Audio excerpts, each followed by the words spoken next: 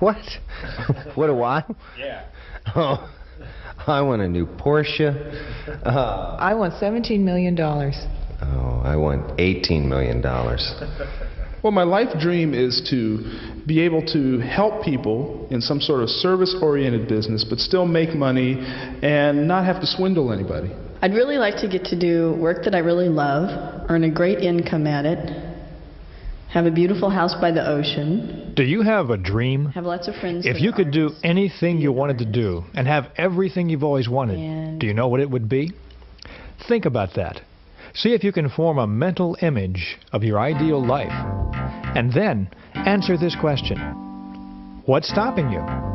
If you can dream it, why aren't you doing it?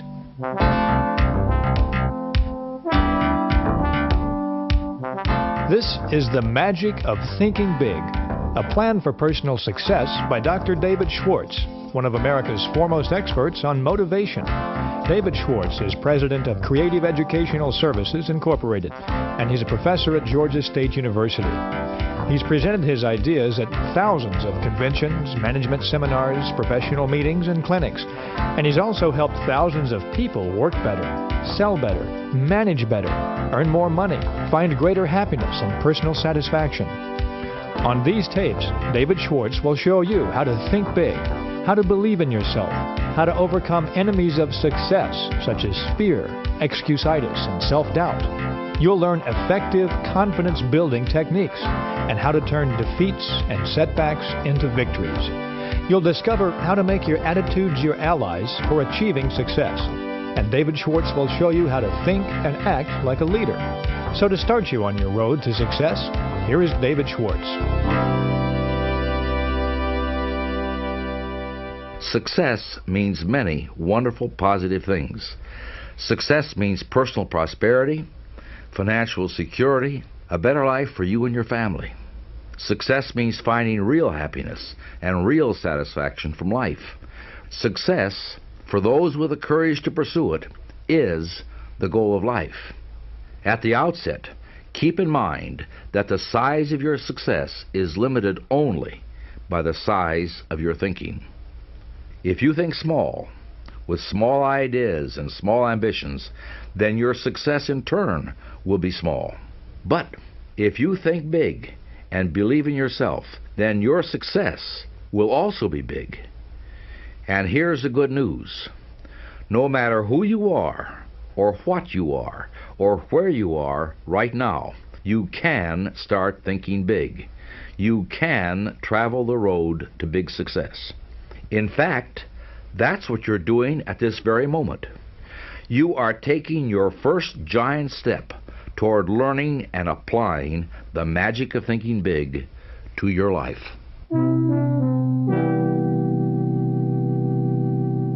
Thinking big begins with believing big. You know, one of the greatest pieces of success-building wisdom is found in that biblical quotation that says, "Faith can move mountains." That is the essence of believing big. When you tell yourself, "I'm positive I can," then your attitude, your belief, generates the power, the energy, and the skill to get the job done. Just listen for a moment to these two voices. Ooh, that's a really big project. I don't know. I think it's a little bit too broad. The scope is too big for this department. Maybe what we should do is call in an outside consultant on this one.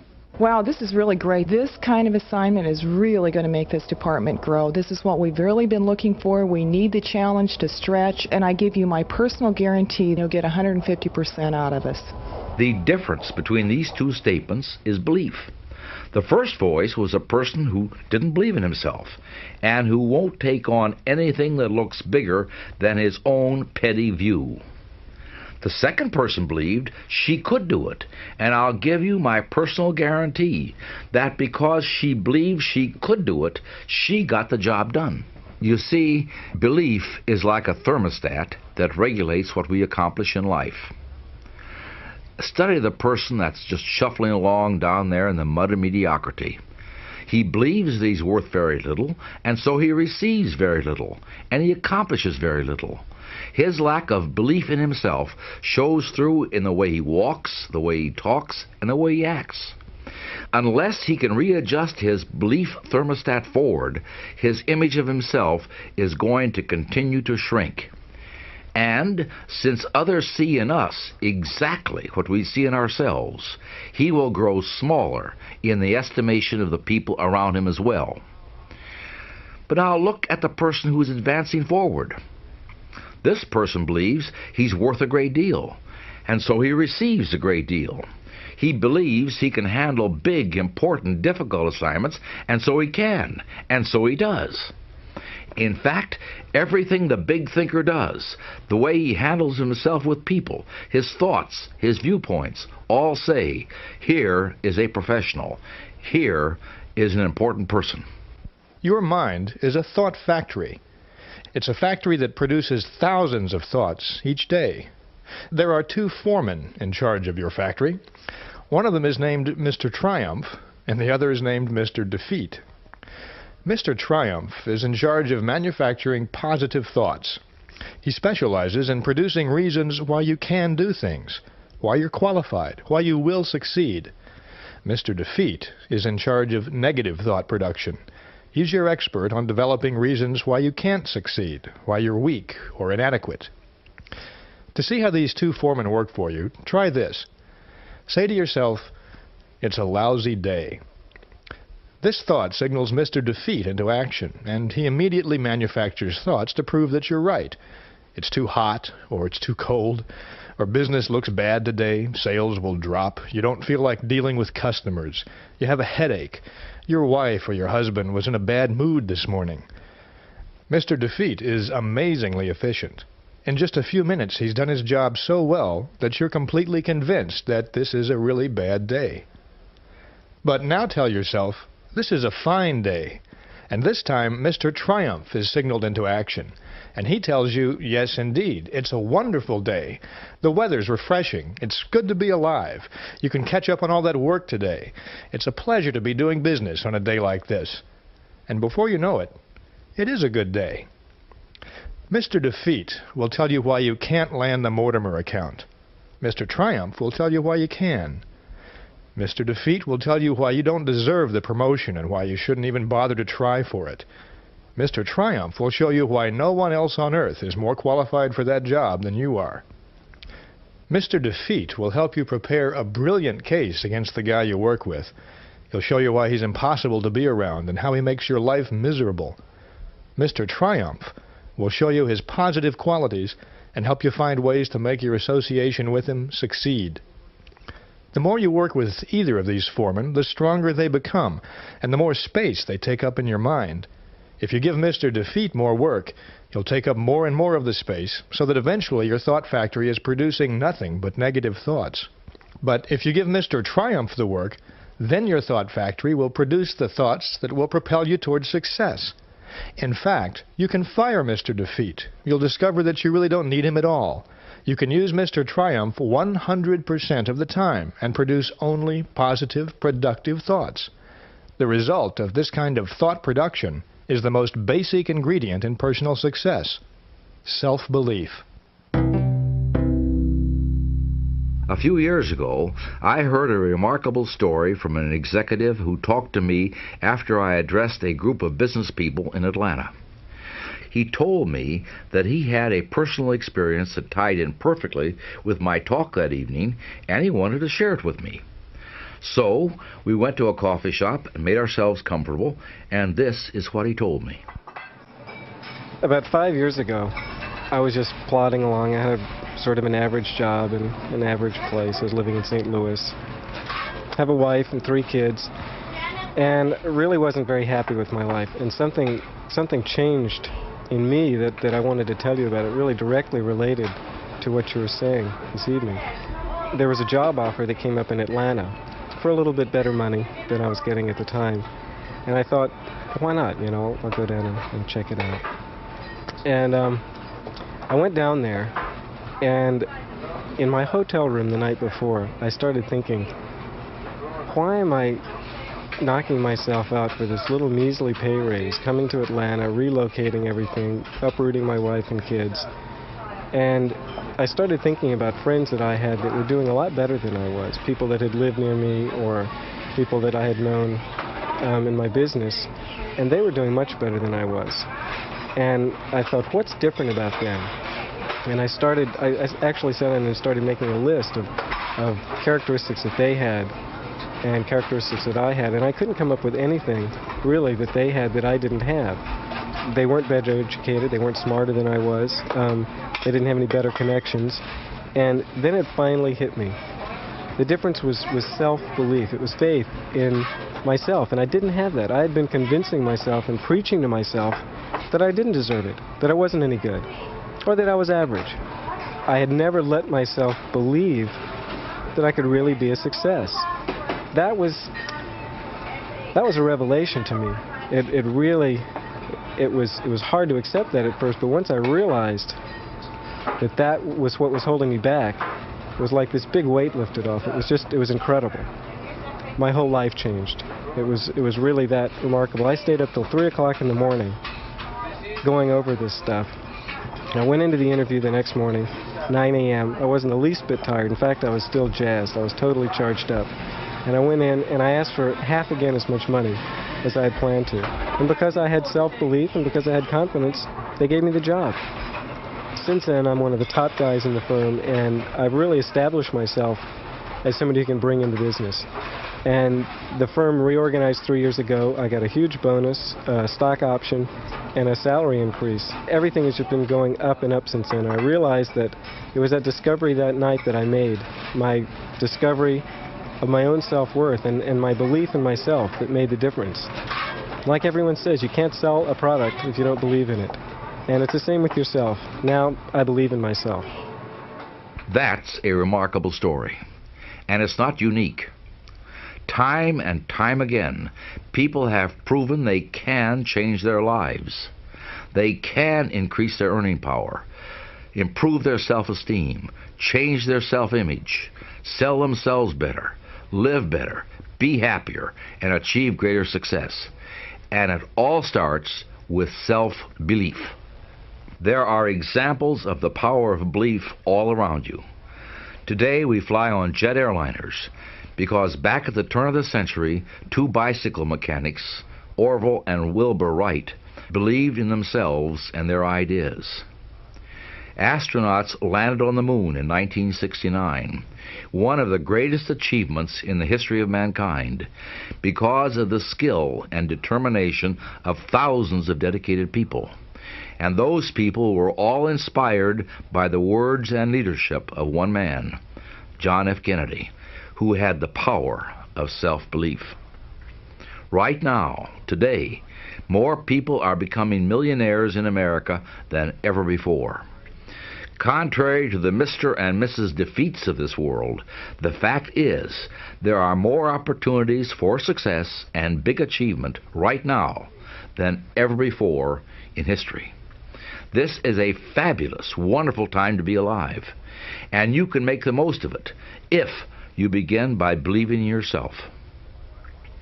So I want to offer you a guide for developing the power of self-belief. It goes like this. Number 1, think success.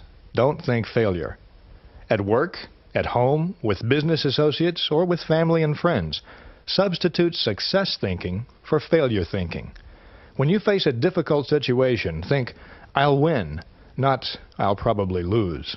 When you compete with someone else, think, I'm equal to the best, not I'm outclassed. When opportunity appears, think, I can do it, never I can't. Let the master thought, I will succeed, dominate your thinking process. Thinking success conditions your mind to create plans that produce success. But thinking failure does the exact opposite. It produces failure. Number 2, remind yourself frequently that you are better than you think you are. Successful people are not superhuman. Success does not require genius. There's nothing mystical or lucky about success either. Successful people are just ordinary folks who have developed belief in themselves and what they do. So never, never sell yourself short. Third, believe big. The size of your success is determined by the size of your belief. Think little goals and expect little achievements. Think big goals and win big success. And remember this, big ideas and big plans are often easier and certainly no more difficult than small ideas and small plans. I want to give you a quote from Ralph J. Corner, who said this at a leadership conference when he was chairman of the board of General Electric. He said, "We need from every person who aspires to leadership a determination to undertake a personal program of self-development. Nobody is going to order a person to develop. Whether a person lags behind or moves ahead in his specialty is a matter of his own personal application. This is something that takes time, work, and sacrifice. Nobody can do it for you." Now that, my friends, is good advice. Start living that advice. People who reach the top rungs in business, engineering, selling, law, real estate, medical care, people who reach the top rungs in any pursuit, get there by following conscientiously and continually a plan for self-development and growth. That's exactly what these tapes are about. Now, any plan for success has to have three components. The first is the what component. You've got to know what it is you're trying to do. The second is the how component. How do you go about accomplishing your goals? And the third component is the payoff, results. In this plan for success that you're developing now, the what component is built on the attitudes and techniques of successful people. How do they manage themselves? How do they overcome obstacles? How do successful people earn the respect of others? Now, the how of this plan for self-development and growth is a series of concrete guides for action, like the one you've just heard for developing self-belief. You'll be hearing more of these. Let me emphasize that these guides work. They've been proven countless of times by thousands of people. I urge you to try them and see for yourself. This leads to the third component, results. Let me tell you what results you can expect, and I assure you that conscientious application of this plan will achieve them. Your personal training program for success will bring you greater respect from your friends and family. It'll bring you the admiration of your business associates, greater status, increased income, and a higher standard of living. Think of this plan as an experiment, and you're the scientist in charge. You already have a fully equipped laboratory in which to work and study. That laboratory is all around you. It consists of the people in your life, the people you see on the street, the people you work with, the people you live with, and of course, yourself. This laboratory is rent-free, and there is no limit to the amount of time you can spend in it, nor to what you can learn from it. So, as the director of this laboratory, you'll want to conduct some observations and experiments. I want to give you an experiment to start with right now. To conduct this experiment, pick the two people you know that you feel are the most successful. If you want to, jot their names down in the booklet. And then pick the two most unsuccessful people that you know. And as you follow this plan for self-development and success, come back to this set of names and observe how the principles and ideas that you'll be hearing apply to these people. Anytime you run across an attribute or a practice that pertains to successful people, recall the names you've picked and see who it best applies to. And do the same for the unsuccessful attributes that you'll be hearing. For example, self-belief is the important attribute of successful people that David Schwartz has described. Which of the people you've picked does it apply to? If your experiment bears out the results of others who've conducted it, you'll notice that successful people adhere to the techniques and methods of positive big thinking, while unsuccessful people display the attributes of self-defeat and mediocrity.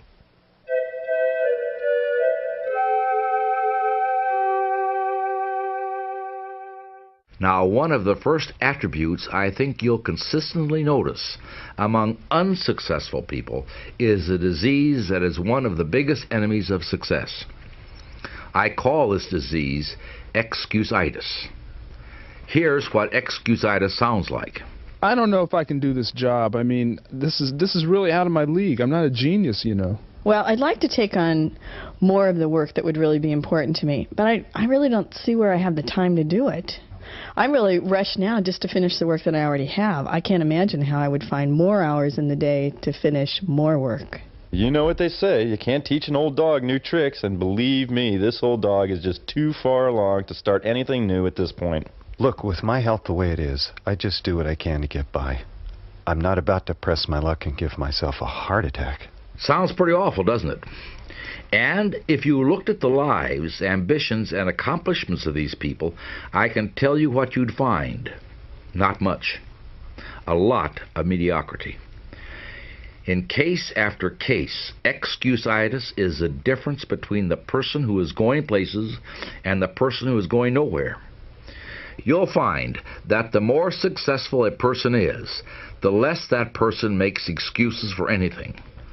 Now, this disease of excusitis comes in several forms, and like most diseases, it gets worse if it isn't treated. A victim of this thought disease thinks like this: I'm not doing so well. What can I use as an alibi that'll help me save face? Let's see, poor health, lack of education, too old, the way my family brought me up. And each time this person uses an excuse, it becomes more deeply embedded in his subconscious.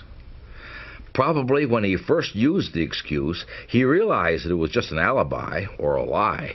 But the more he uses it, the more he believes it, until he is convinced that the excuse is the real reason for his lack of progress.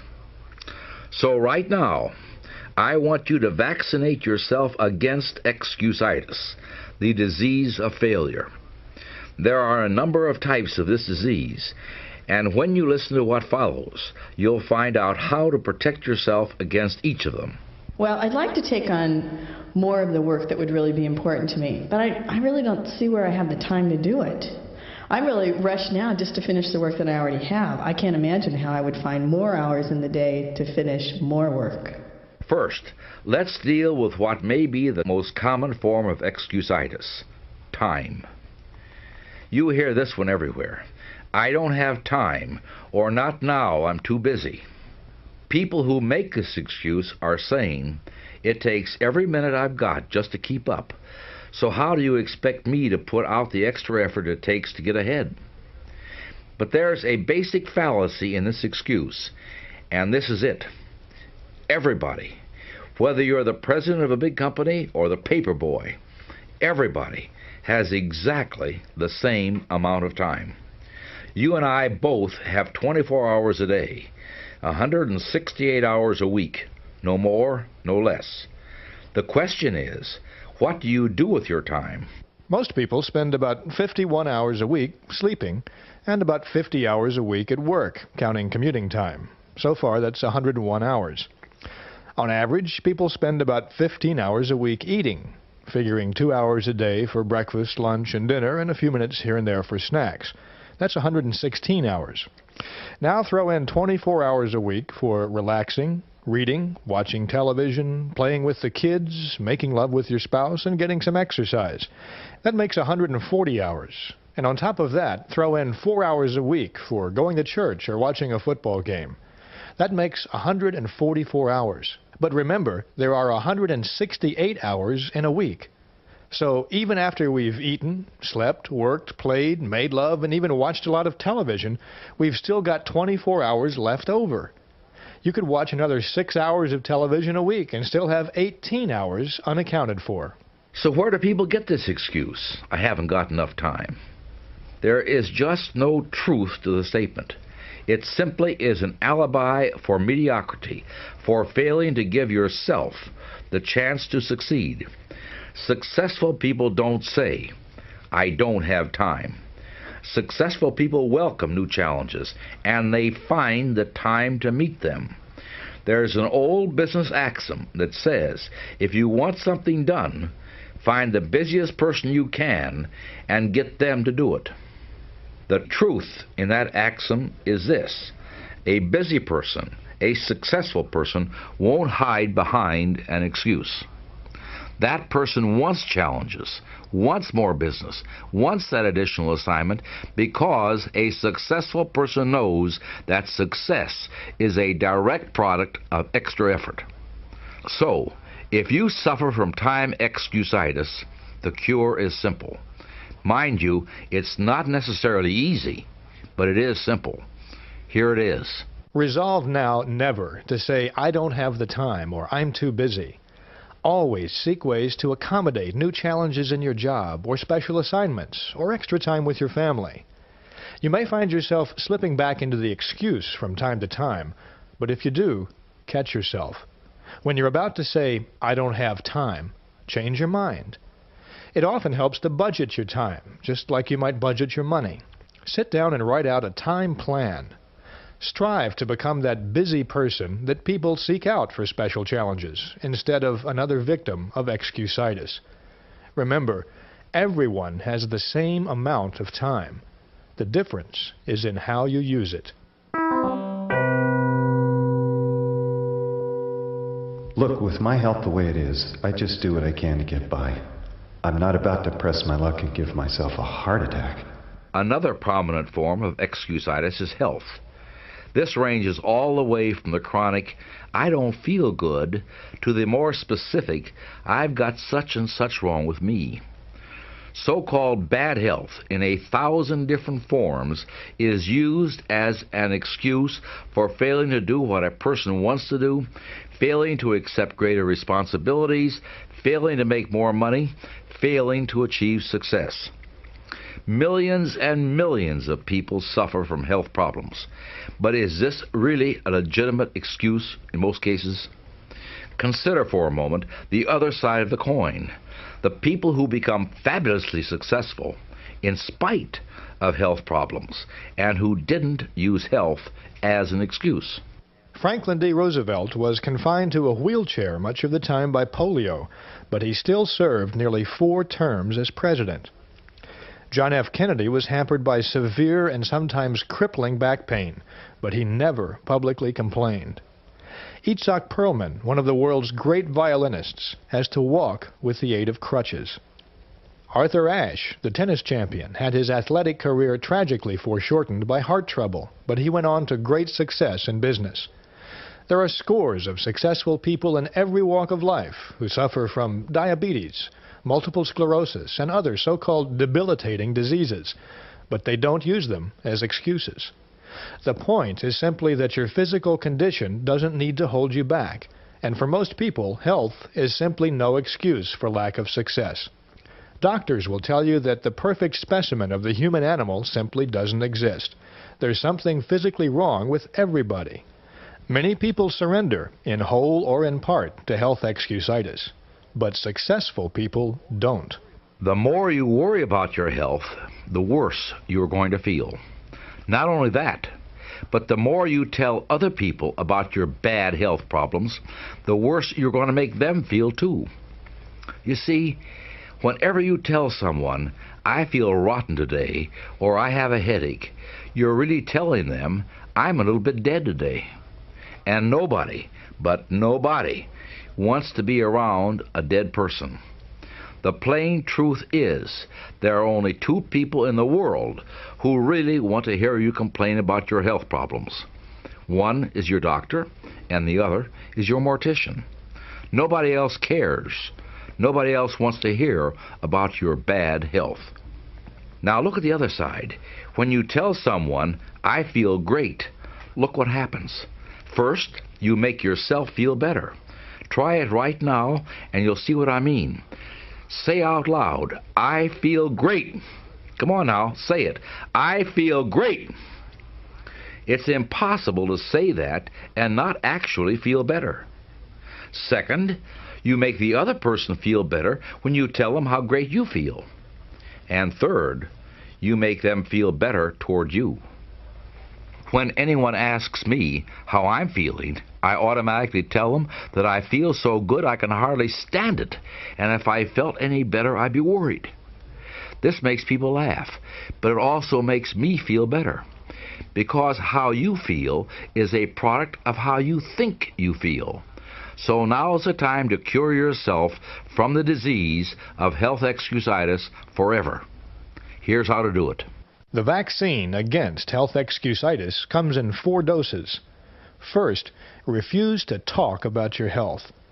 Talking about your bad health is like putting fertilizer on weeds, and besides that, it bores people.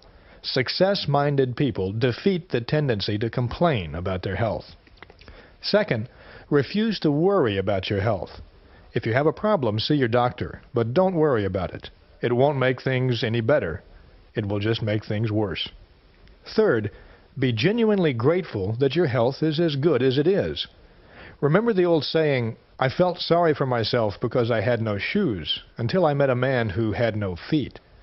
There's always somebody worse off than you are, so be glad for the good health that you do have, and don't dwell on your health problems. Finally, remind yourself that it's better to wear out than to rust out. Life is yours to enjoy 24 hours a day. Don't waste it. Don't pass up living by thinking yourself into a hospital bed. You know what they say, you can't teach an old dog new tricks, and believe me, this old dog is just too far along to start anything new at this point. Age excusitis is a failure disease of never being the right age to succeed. It comes in 2 forms: I'm too old or I'm too young. How many times have you heard someone say, I'm too old to start a new career now, or I'm too young for all that responsibility? In fact, how often have you heard yourself say it? This excuse has closed the door of real opportunity to thousands of people. They think their age is somehow wrong, so they don't even bother to try. And, unfortunately, we live in a society that seems all too ready to reinforce those stereotypes. On any night, on TV, you can see old people put out to pasture and young people biting off more than they can chew. The statistics we read in the paper continually tell us how hard it is to find a job when you're 60 or when you're 19. But the fact is, for every statistic and every dramatization of these so-called problem ages, you can find real-life exceptions to the rules. Ronald Reagan was elected president just prior to his 70th birthday. Harlan Sanders was collecting Social Security checks when he started Kentucky Fried Chicken. Satchel Paige was playing professional baseball well into his 50s, but he didn't talk about his age. On the other end of the age spectrum, Apple Computer was started by 2 young men in their 20s, and the founder of Federal Express thought up the idea for his express mail service when he was in college. So age is no barrier. It is just an excuse. If you think you're too old to change or too young to accept the challenge, here's a cure. Look at your present age positively. Think, I'm still young, instead of I'm too old. Remember, you're capable of handling any responsibility you believe you can handle. Second, keep this computation in mind. Most people can expect about 50 years of productive working life, from about age 20 to about age 70. If you're 30, you've still got 80% of that productive life ahead of you. If you're 40, you've still got a big 60% of your working life to go. If you're 50, you've still got 40%, at least 20 years of productivity, and that's plenty of time to succeed. Finally, invest your future time in doing what you really want to do. It's only too late when you let your mind become negative and tell you it's too late. Stop thinking, I should have started years ago, because that's failure thinking.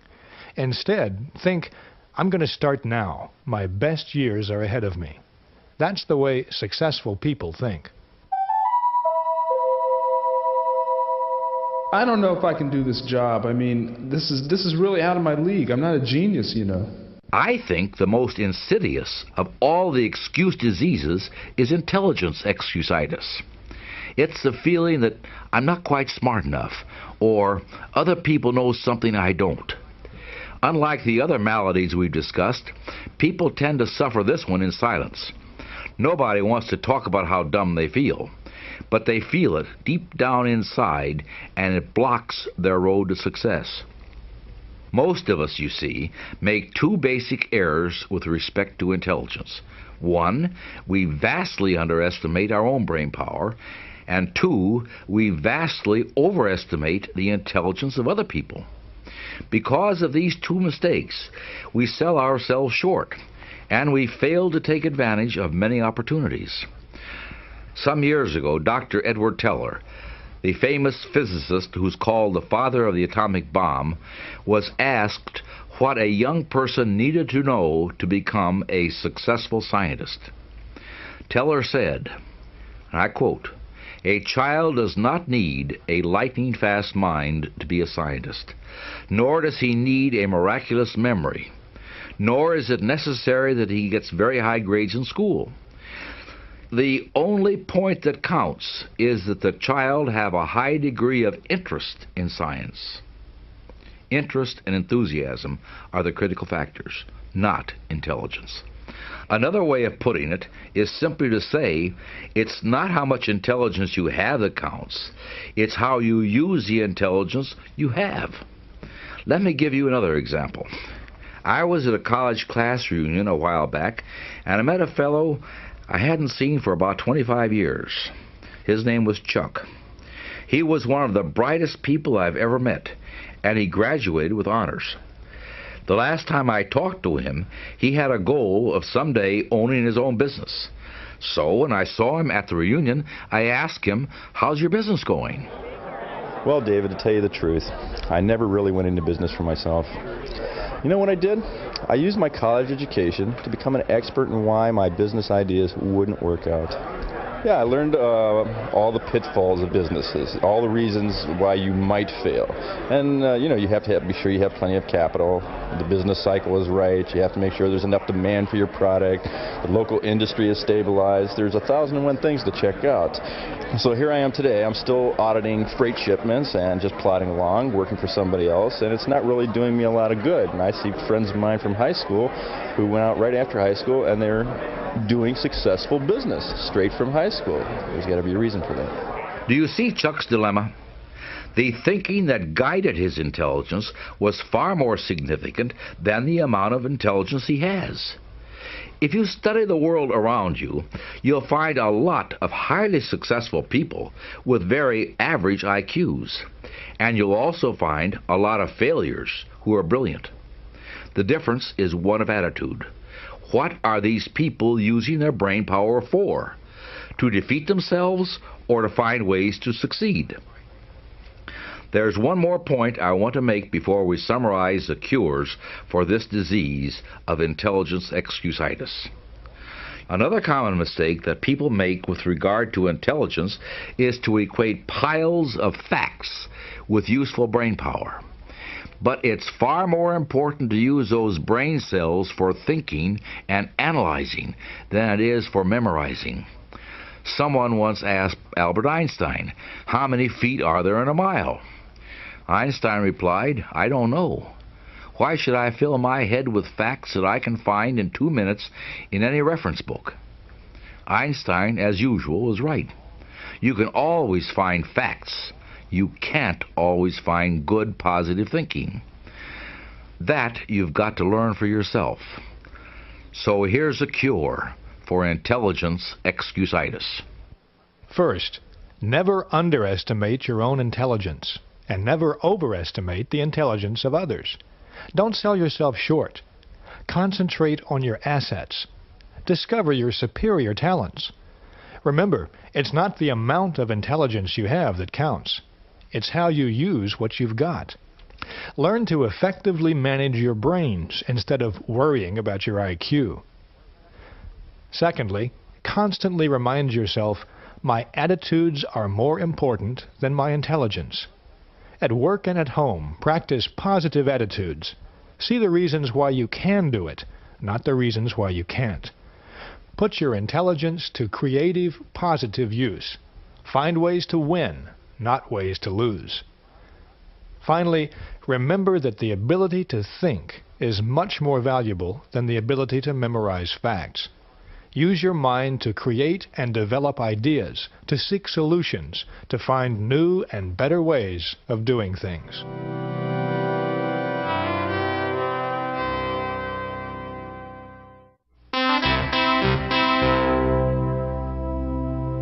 So far, we've talked about belief as a basic ingredient of success, and we've talked about excusitis as a major cause of failure.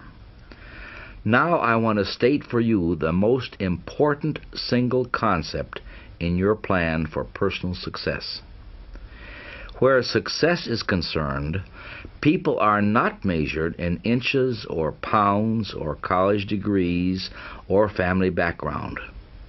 They are measured by the size of their thinking. How big we think determines the size of our accomplishments. So what we are going to do now is to enlarge your thinking.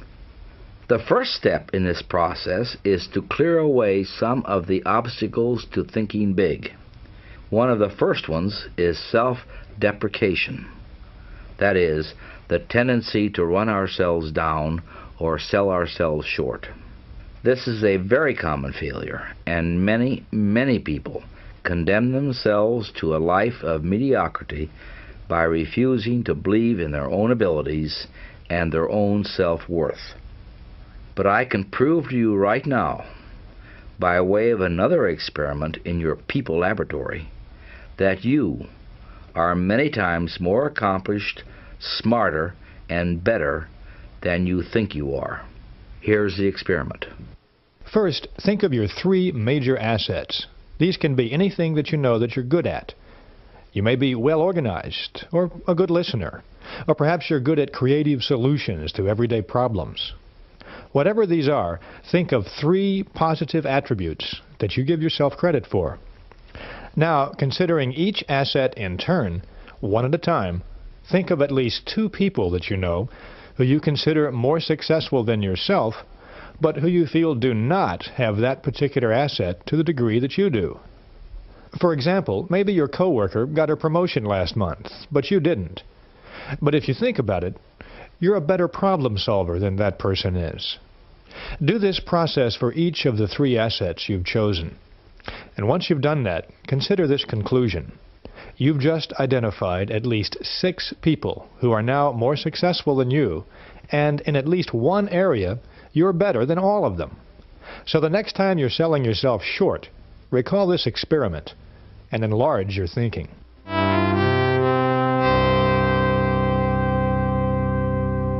It's important to keep in mind that there's nothing abstract or mystical about learning to think big. It's a very concrete, practical process, and there are specific things you can do to develop the skill. For example, consider the way you speak. Now, words are the raw materials of thought. When you hear words or read words, your mind automatically converts them into images. And when you're doing the speaking or the writing, you're acting as a kind of projector, in effect showing movies in the minds of others. The pictures that you create will determine the reactions to what you're saying. For example, let's suppose you're in a group of people at work, and a supervisor comes before your group and says, "Well, I'm sorry to say that this project has failed." Now, what's your group going to see from these words? What kind of images will you get? You'll see images of disappointment and defeat, inspired by that word, failed. But now let's suppose the supervisor comes before the group and says, "I've got a new approach here that I really believe will work, and I'd like to get your feedback on it." Now, this is a response that will easily fit the same situation, but the supervisor has not created any negative images. Instead, he's created positive ones. The group feels encouraged. They're ready to try again. By the same token, if the supervisor says, "We've got a problem," then the task ahead looks formidable, maybe even insurmountable. But if instead he says, "We face a challenge," then your mind images are likely to be positive. You've got something to look forward to, something to really sink your teeth into. The point is simply this. Big thinkers are specialists in creating positive, forward-looking, optimistic pictures in their own minds and in the minds of others. To think big, we have to use words and phrases that produce big, positive mental images. So here are some examples of phrases that create negative, small mental images, followed by phrases that create big, positive ones. Listen to each of these and ask yourself in each case, what mind pictures do I see? I've tried, but this product just won't sell. The fact is, people don't want it. So far I haven't been able to move this product, but I know it's good, and I'm going to find the formula that'll put it across. I was in that business once, but it failed. Never again. I went broke the first time, but I learned a lot from it. Now I'm ready to give it another shot. Well, let's face it. This one's over. We're whipped. This is far from over. Let's keep trying. Hey, I've got a great idea.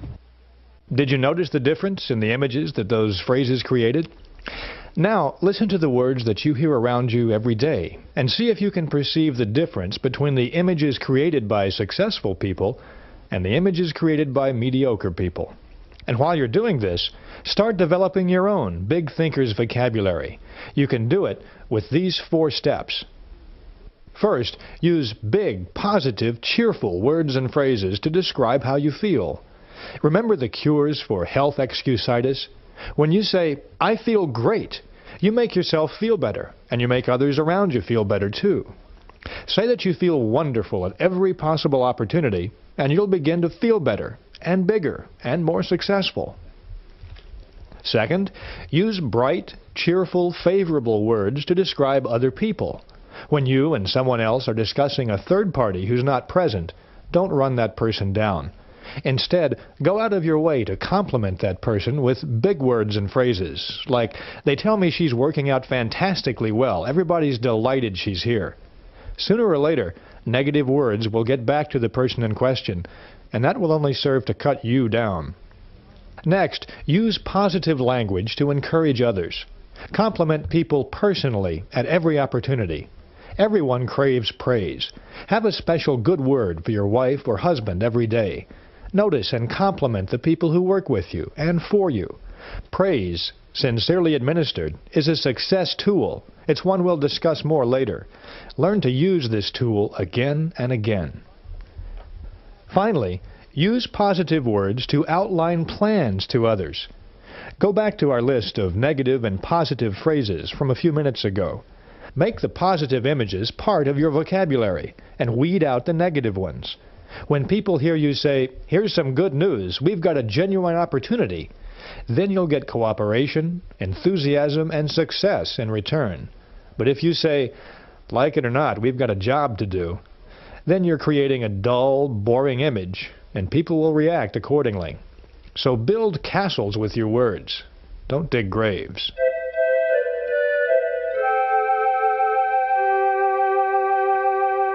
You create images in the minds of others with words. Now, I want to show you another kind of image creating that's a vital part of thinking big. Learn this skill well. Make it one of your primary success tools. The skill is simply this: learn to see what can be, not just what is. Big thinkers, all big thinkers, train themselves to see the potential in people and things and ideas, not just what exists right now. I have a friend who is a highly successful realtor. He specializes in rural property, and I'd like to take you on a brief outing with him to hear what he has to say about seeing the potential in things.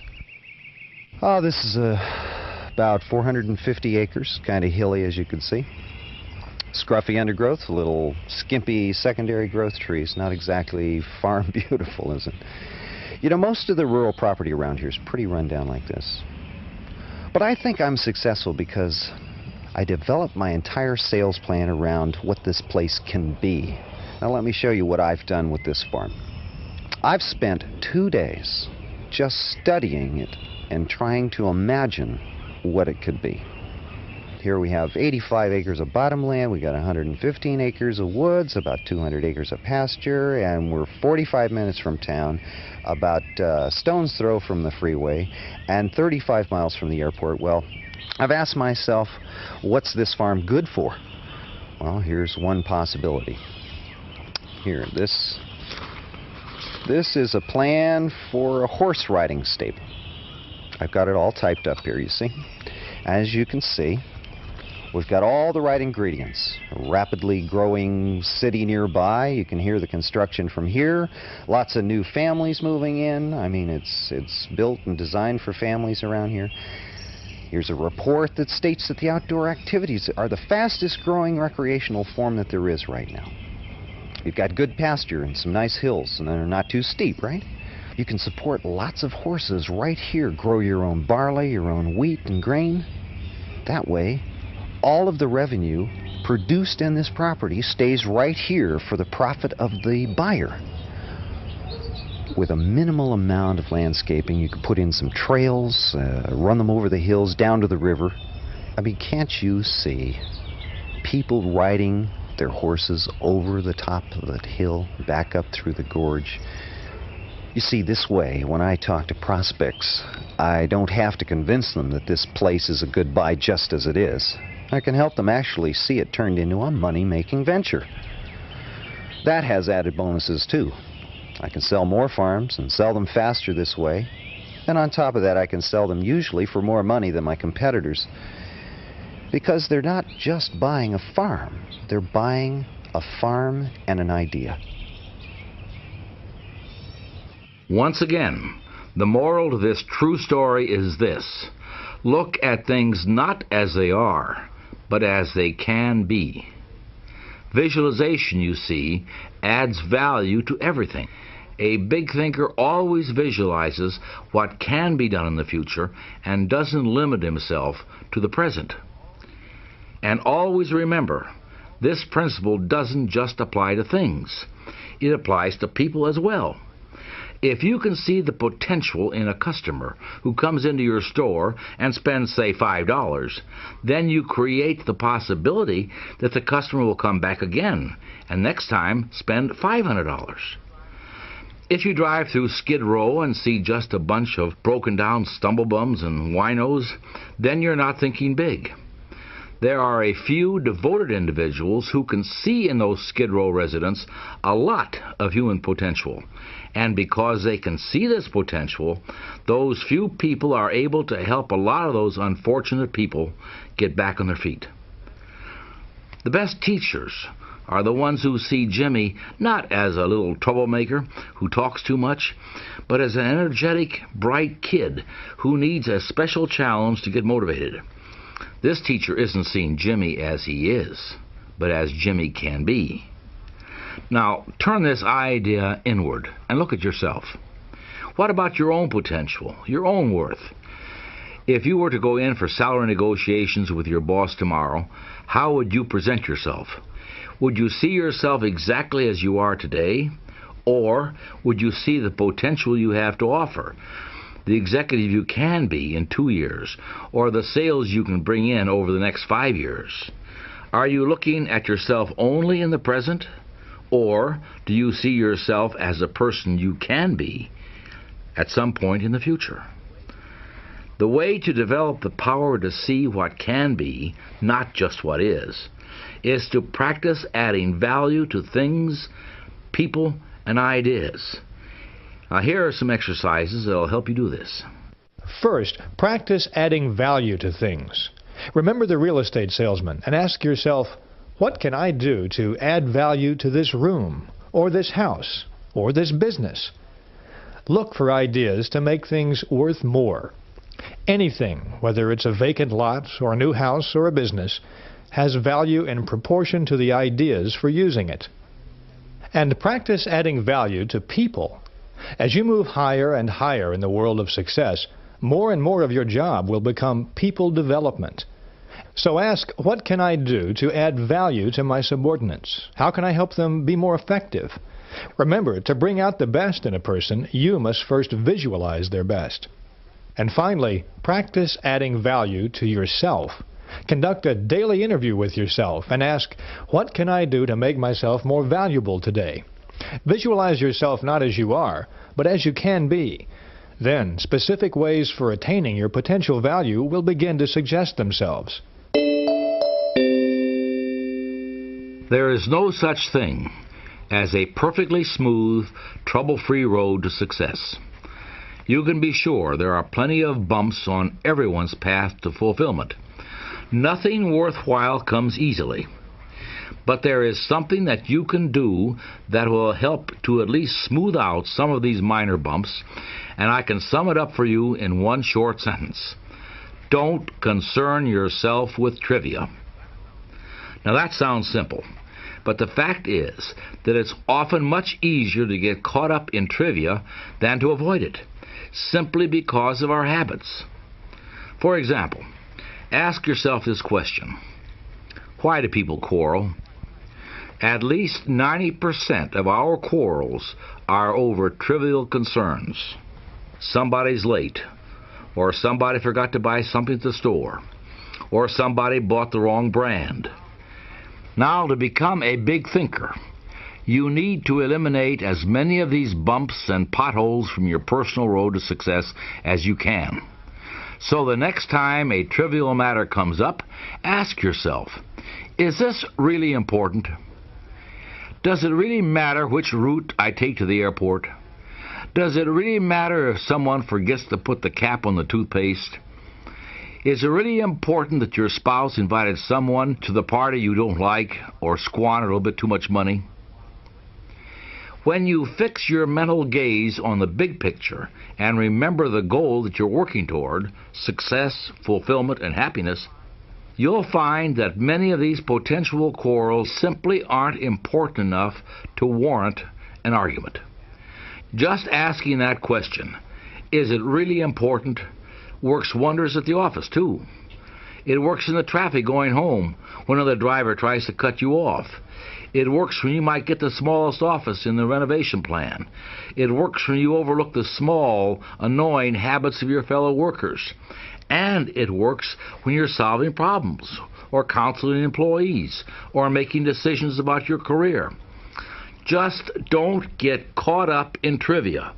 Concentrate on the important issues and remember your goals. Let me offer you a few examples of petty thinking versus big thinking. First situation, working out expense accounts. The petty thinker will figure out ways to increase his income by chiseling or even cheating on expense accounts. The big thinker will figure out ways to increase his income by selling more merchandise and regard the expense account as just that, an expense account. On the idea of progress, the petty thinker believes in the status quo and in taking no chances. The big thinker believes in ideas, expansion, new challenges. On the matter of security, the petty thinker is preoccupied with security problems. The big thinker regards security as a natural companion of success and doesn't worry about it. The petty thinker magnifies minor errors and turns them into big issues. The big thinker ignores errors of little consequence and strives to learn from significant mistakes. So let's briefly sum up some of the tools for thinking big. Don't sell yourself short. Conquer the foe of self-deprecation. Concentrate on your assets. You're really a lot better than you think you are. Use the big thinker's vocabulary. Use big, bright, cheerful words. Use words that promise victory, hope, happiness, pleasure. Avoid words that create images of failure, defeat, and hopelessness. Stretch your vision. See what can be, not just what is. Practice adding value to things, to people, and especially to yourself.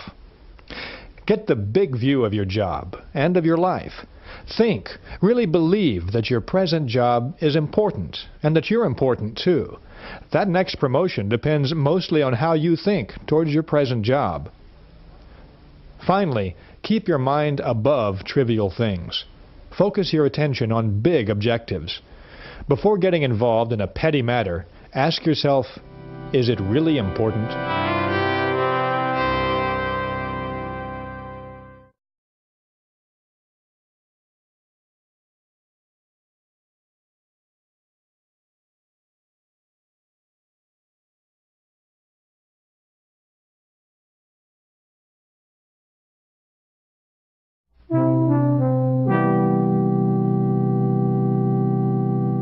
You've heard me use the word creative several times so far. I've made the point that thinking creatively is an important part of thinking big. But a lot of people are intimidated by that word creative. But they shouldn't be. Let me clear up a common fallacy about the meaning of creative thinking. Certain fields such as art and architecture and music and writing and science and a few others have been labeled creative. Now certainly, those fields do involve a lot of creativity, but creative thinking is not reserved for a few special occupations or a few special people. Well then, what is creative thinking? Let me give you some examples. When a low-income family devises a plan to send their children to college, believe me, that's creative thinking. When a neighborhood group turns the neighborhood's most undesirable lot into a beauty spot, that's creative thinking. When a minister develops a plan that doubles his Sunday attendance, he's simply applying creative thinking. Figuring out ways to simplify record keeping, coming up with a new use for a computer program, selling the impossible customer, keeping the kids occupied constructively. These are all examples of practical, everyday creative thinking. And they're just as creative as the architect's new bridge or the composer's new symphony. Creative thinking is simply finding new, better, improved ways of doing things. The rewards of all types of success, success at home, success at work, success in the community, all hinge on finding ways to do things better. Now, let's see what we can do to develop and strengthen our creative thinking ability. The first step is to simply believe it can be done. Here again is that basic truth. To do anything, you must first believe in it. Believing something can be done sets the mind in motion to find ways to do it.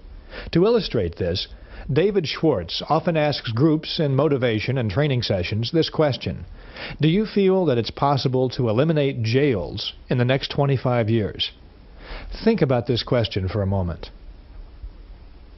Now, what's your reaction to the question? Did your mind begin searching for ways to accomplish the challenge that the question raises, to eliminate jails in 25 years? Or did you give it a few moments' consideration and simply reject the possibility? If you're like most people, you probably did the latter, rejected the proposition altogether, and decided, no, it's simply not possible to eliminate jails in 25 years. In fact, most people immediately think of all the reasons we have to have jails: keeping the populace safe from criminals, keeping order on our streets, the fact that some criminals are incorrigible, and so forth. But the question is asked to make a point. For just a few moments, forget the reasons that we have to have jails, and just assume that we can eliminate jails in 25 years. Make the assumption. If this could be done, how would you propose we begin? What kinds of things could be done as alternatives? Pause for a moment and give that some thought. Did you have any ideas? If you did, you're not alone. David Schwartz has a list of 78 specific ideas that people have come up with in his seminars to begin the process of eliminating jails. Things like establishing youth centers to cut down on crime, conducting research to spot potential criminals before they commit a crime, working to eliminate poverty, educating law enforcement personnel in positive methods of reform. Now, the point of this, again, is not really to eliminate jails. The point is to illustrate that when you believe something is impossible, your mind goes to work for you to prove why it's impossible. But when you really believe that something can be done, your mind goes to work and helps you find ways to do it. Believing something can be done paves the way for creative solutions. Believing something can't be done is pure destructive thinking. This applies to all situations, little and big. Political leaders who don't genuinely believe that permanent world peace can be attained will fail in their pursuit of peace, because their minds will be closed to creative ways to bring about peace. Likewise, the salesman who doesn't believe that that prospect can be sold won't sell that prospect. But, and this is the important part, you can find solutions to business and personal problems if you believe you can. You can find a way to buy a new, larger home if you believe you can. Belief releases your creative power. Disbelief puts the brakes on. Belief is basic to creative thinking. Now, here are 2 suggestions that are guaranteed to help you develop your ability to think creatively. First, eliminate the word impossible from your thinking and speaking vocabularies. Impossible is a failure word. The thought, it's impossible, sets off a chain reaction of other thoughts to prove it's impossible. Second, conduct this experiment. Think of something special you've been wanting to do, but felt you couldn't. Buying a new television, or taking a trip to Europe, or taking a dancing class, or whatever. Now, make a list of the reasons why you can do it. Many of us defeat our desires simply because we concentrate on why we can't achieve them.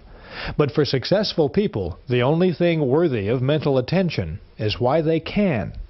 So find the reasons you can do the special things that you want to do, and then put those reasons to work to accomplish them. Dr. Wernher von Braun, the scientist who was so instrumental in our manned space flight program, once said something very significant.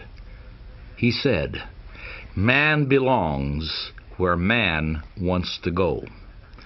Now that's the kind of attitude that gets things accomplished, that gives rise to positive, creative thoughts.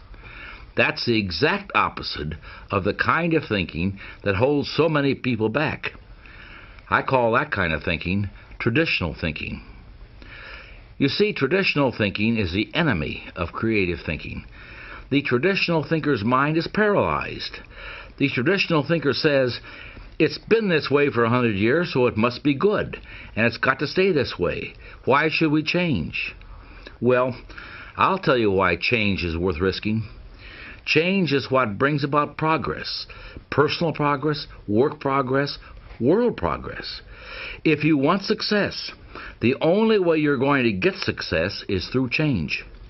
Taking some risk, thinking of new, different, creative approaches to your work, your life. Average people always have resented progress. And in passing, let me define average for you. Average should be defined as the worst of the best and the best of the worst. Average people raised their voices in objection when the first automobiles appeared, on the grounds, they said, that it was natural for us to walk and ride horses. Average people protested when the airplane appeared, because people somehow had no right or business flying. Around the turn of the century, a sales executive came up with what he called the scientific principle of sales management. Oh, it received a lot of attention in those days. It even found its way into some textbooks. That principle stated that there is only one best way to sell a product, and the salesperson's job is to find that way and never deviate from it. Well, the truth is that there is no one best way to do anything. There's no one best way to mow a lawn, decorate an apartment, or run a business, or sell a product. There are as many best ways as there are creative minds. Nothing grows in ice. If we let traditional thinking freeze our minds, new ideas can't grow. So, here are some specific ways to fight traditional thinking. Become receptive to new ideas. Welcome new ideas. Destroy those thought repellents, won't work, can't be done, it's useless, or it's stupid. Become an experimental person. Break up your fixed routines. Expose yourself to new restaurants, new books, new theaters, or new friends. Take a different route to work some days, and take a different vacation this year. Do something new and different this weekend. If you work in distribution, develop an interest in production, accounting, finance, and the other elements of business. This gives you greater breadth and prepares you for larger responsibilities. Be progressive, not regressive. Don't say, that's the way we did it where I used to work, so we ought to do it that way here. But say instead, how can we do this better than we did where I used to work? Use forward, progressive thinking in every facet of your life. Get up an hour earlier and do some daily planning. or think of some other way to vary your daily routine. Remember, traditional thinking is personal enemy number one of your creative success program.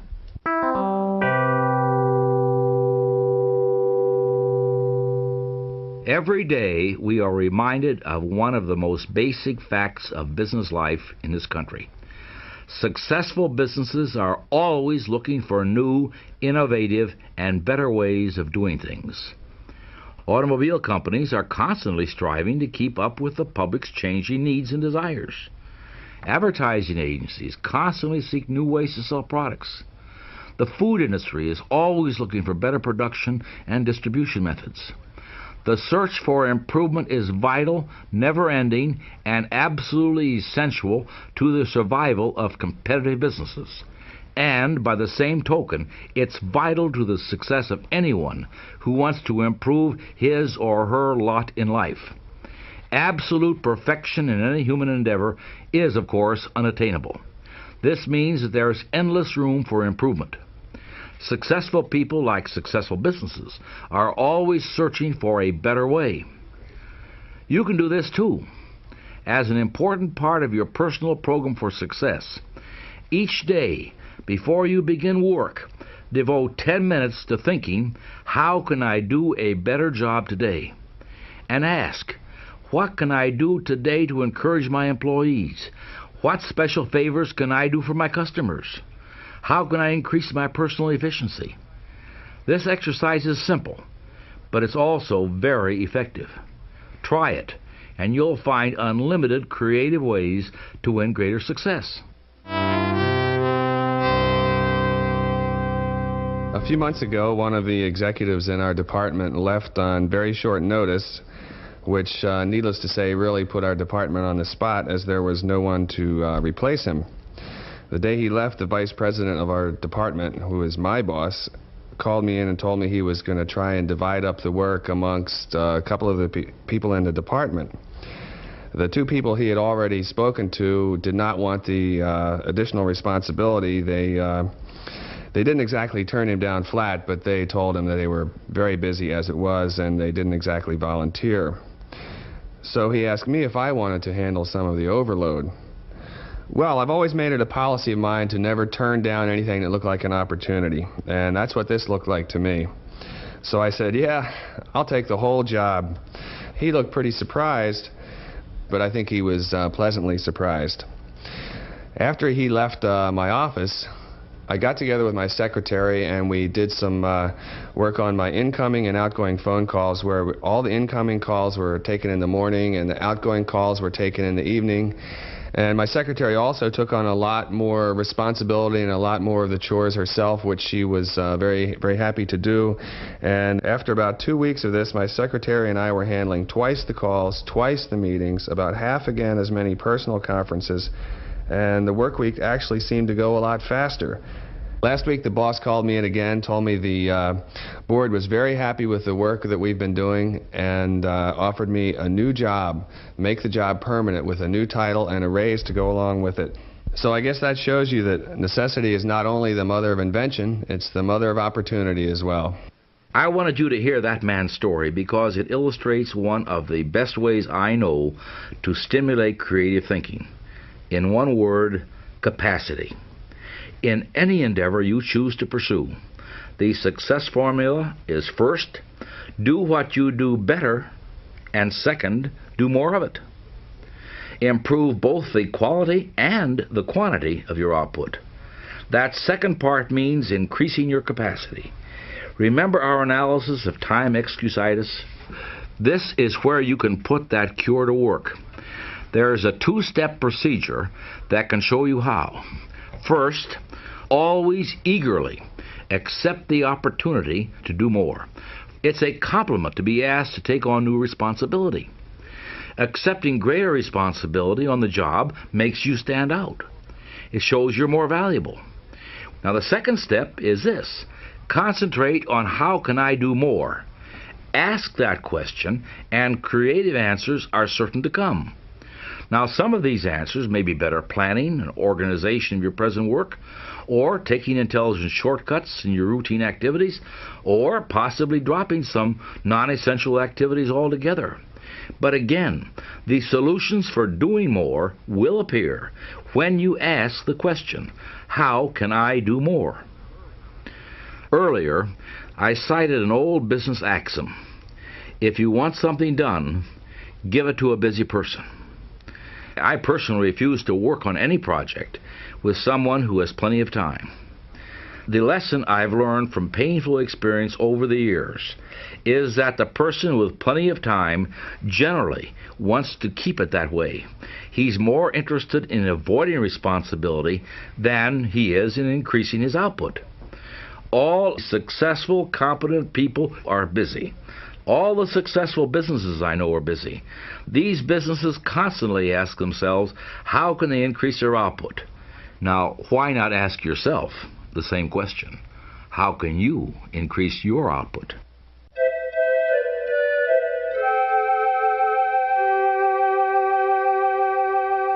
Capacity is one tool for success. Another is the skill of listening. In any organization, whether it's government or business or the arts or any other endeavor, listening becomes more important and more prevalent the higher you go up the executive ladder. The more responsible the position, the more likely the person holding it is to be a good listener. You will never find an executive in any healthy organization buttonholing someone in the hall and running down all their problems to them. That's the tactic of a mediocre person, the one who's envious of the power and success of others. If you have a conversation with a high-level executive at work, you'll probably find that the executive encourages you to do most of the talking, while he or she does most of the listening. That's the mark of a leader. Success-minded people tend to monopolize the listening, while small-minded people tend to monopolize the talking. The reason for this is that a leader in any field is a kind of human decision-making machine. And for that machine to work, it has to have raw materials. And the raw materials for making decisions are the ideas and opinions of other people, in addition to one's own. Other people won't provide answers and solutions, but they will provide the grist for the leader's creative mill. So if you walk into a top-level meeting at General Motors or the White House or the local school board, you'll most likely find that the person in charge is listening to what others have to say. That person knows that listening is what will give them the information they need to make tough, important decisions. To develop your own listening skills, try this procedure. First, encourage others to talk. In personal conversations or in group meetings, draw out other people with phrases like, "Tell me about your experience," or "What do you think should be done about this?" or "What do you feel is the key point here?" This will give you two important benefits. Your mind soaks up raw material that you can then use to produce creative thought, and you'll also win the friendship and the respect of others. Next, test your own views in the form of questions. Let other people help you smooth and polish your ideas. Use the "what do you think of this suggestion" approach. But don't be dogmatic. Don't announce a fresh idea as if it were handed down to you on a golden tablet. Do a little information research first. See how your associates react to the idea. If you do this, chances are you'll end up with a better idea. Finally, concentrate on what the other person says. Listening is more than just keeping your mouth shut. Listening means letting what's said really penetrate your mind. So often, people pretend to listen when they're really not listening at all. They're just waiting for the other person to pause so they can take over the talking. Concentrate on what the other person says. Evaluate it. That's how you collect mind food. Now let's review what we've heard about the process of thinking creatively. First, go back to the basic idea of belief. When you believe something can be done, your mind will find the ways to do it. Believing a solution is possible paves the way to finding that solution. Eliminate the word impossible and the phrases won't work, can't do, or it's no use trying from your thinking and speaking vocabularies. Don't let tradition paralyze your mind. Be receptive to new ideas. Be experimental. Try new approaches. Be progressive in everything you do. Ask yourself every day, how can I do better? There is no limit to self-improvement. When you ask yourself how you can do better, answers will appear. Try it and see. Ask yourself, how can I do more? Capacity is a state of mind. Asking yourself this question puts your mind to work to find intelligent shortcuts. The success combination in business is do what you do better, improve the quality of your output, and do more of what you do. Improve the quantity of your output. Finally, practice asking and listening. Ask and listen, and you'll obtain raw material for reaching sound decisions. Remember, big people monopolize the listening. Small people monopolize the talking.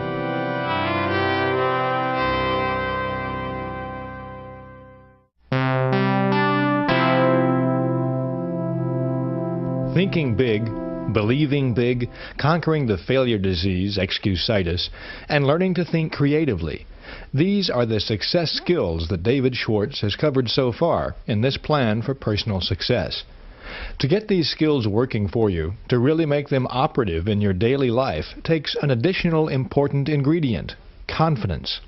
Confidence means convincing yourself that your belief in your own value and your own ideas is real, and it won't waver in the face of adversity. So building confidence is the next step in this plan, and the most effective way to do that is to start by destroying fear.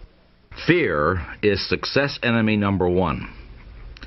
Early in human history, when people lived in small groups and foraged for food, their fears centered around very fundamental things, like finding shelter from storms and protection from predators, finding enough food, and just plain surviving through the night. Nowadays, most of us are fortunate enough not to have to worry about food and shelter and protection, but fear remains a powerful force.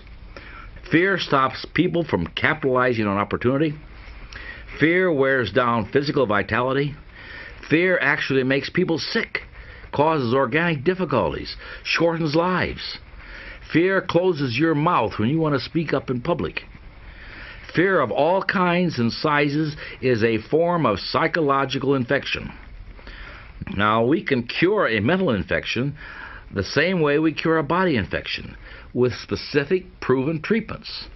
First, though, as part of your pre-treatment preparation, condition yourself with this fact: all confidence is acquired and developed. No one is born with confidence. Those people you know who radiate confidence acquired their confidence, every bit of it, and you can too. During World War II, the Navy made sure that all of its new recruits either knew how to swim or learned how. The idea, of course, was that the ability to swim might someday save a sailor's life at sea. Non-swimming recruits were put into swimming classes. I watched a number of these training experiences, and I remember seeing a lot of young, healthy men absolutely terrified by a few feet of water. The recruits were supposed to jump off a board 6 feet in the air into a pool 8 feet deep. Even though there were half a dozen expert swimmers standing by the pool to help out, the fear that these young non-swimmers displayed was very real. Yet all that stood between them and the conquest of that fear was one drop into the water. On more than one occasion, I saw a man not so accidentally pushed off the board. And the result, once the reluctant recruit had been dunked a time or two, was fear defeated. They learned how to swim. Now, this bit of trivia has one very important point. Action cures fear. Indecision, postponement, lack of action, on the other hand, all fertilize fear and make it grow. But action, decisive, to the point, and swift, does cure fear. Now put that down in your success book right now. Action cures fear. When we face tough problems, we stay mired in the mud until we take action. So put the action principle to work. Next time you experience fear, grab hold of yourself. Then answer this question. What kind of action can I take to conquer my fear?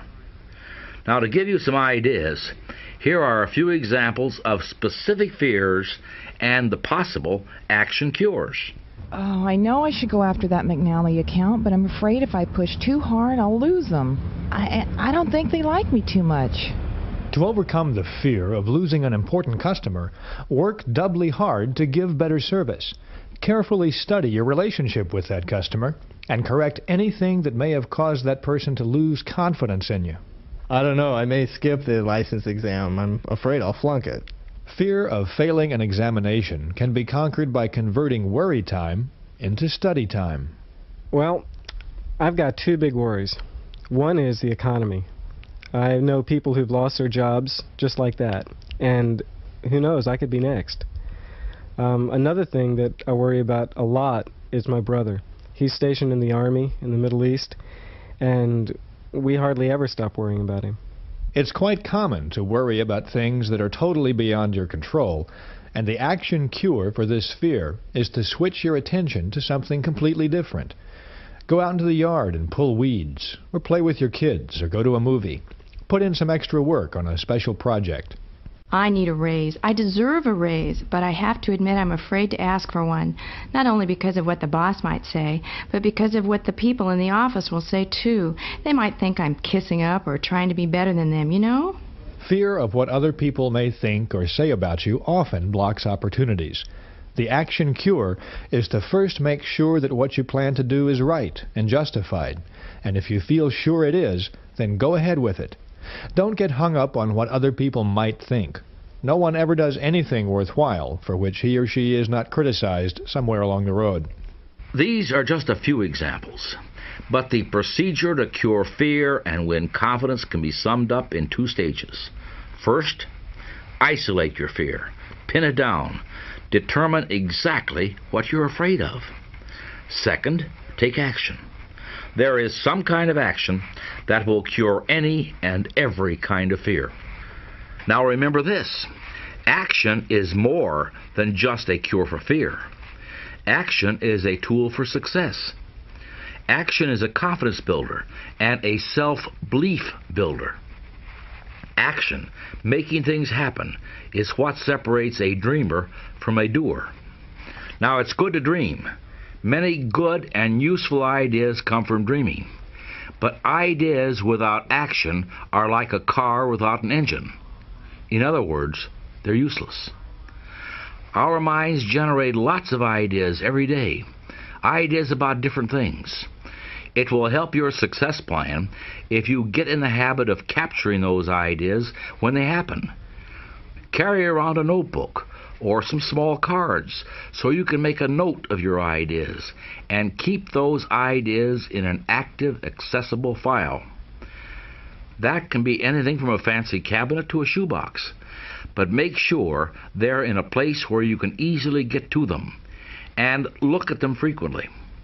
Review your ideas and cull out the ones that don't have any value. But the ones that look feasible, hang on to them. Research them.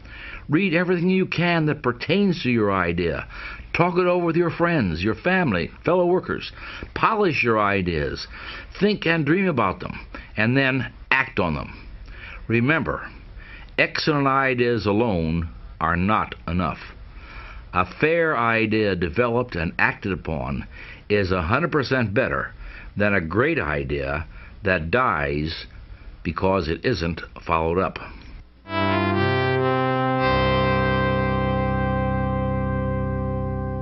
Remember the first experiment in your people laboratory? We suggested that you pick 2 successful people and 2 unsuccessful people and see how the attributes that David Schwartz describes fit those individuals. Well, think about that experiment again and see how this model applies. People tend to fall into 2 general categories. Successful people are active. They take action, get things done, follow through on ideas and plans.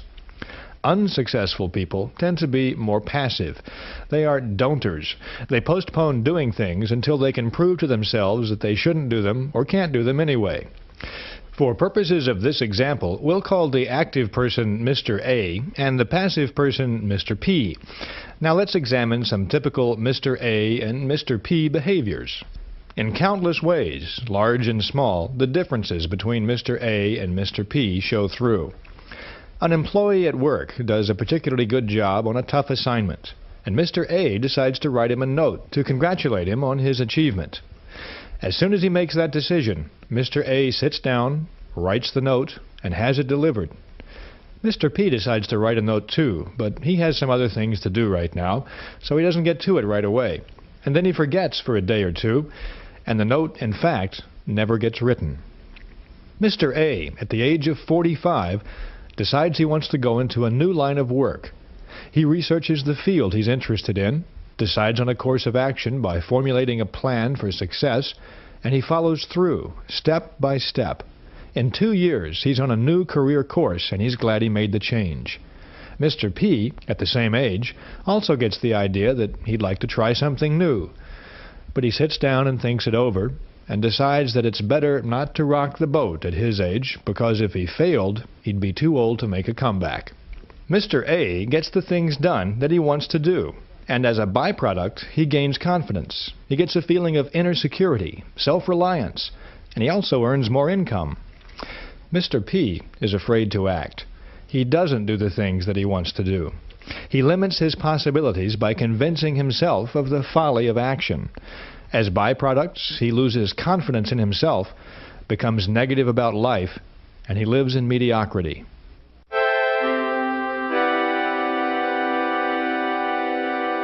No, I've never been married. I really came close once, about 3 years ago. She was pretty, tall, trim. We both liked movies. I liked football, and she didn't mind football that much, so that was okay. But I really wanted to be sure we were doing the right thing. You know, marriage is such a big step. It's a lifelong commitment. So, we were talking about the future, what our life might be like. And just like that, she said a couple of things that really bothered me. So I wanted to make double sure I was marrying the right girl.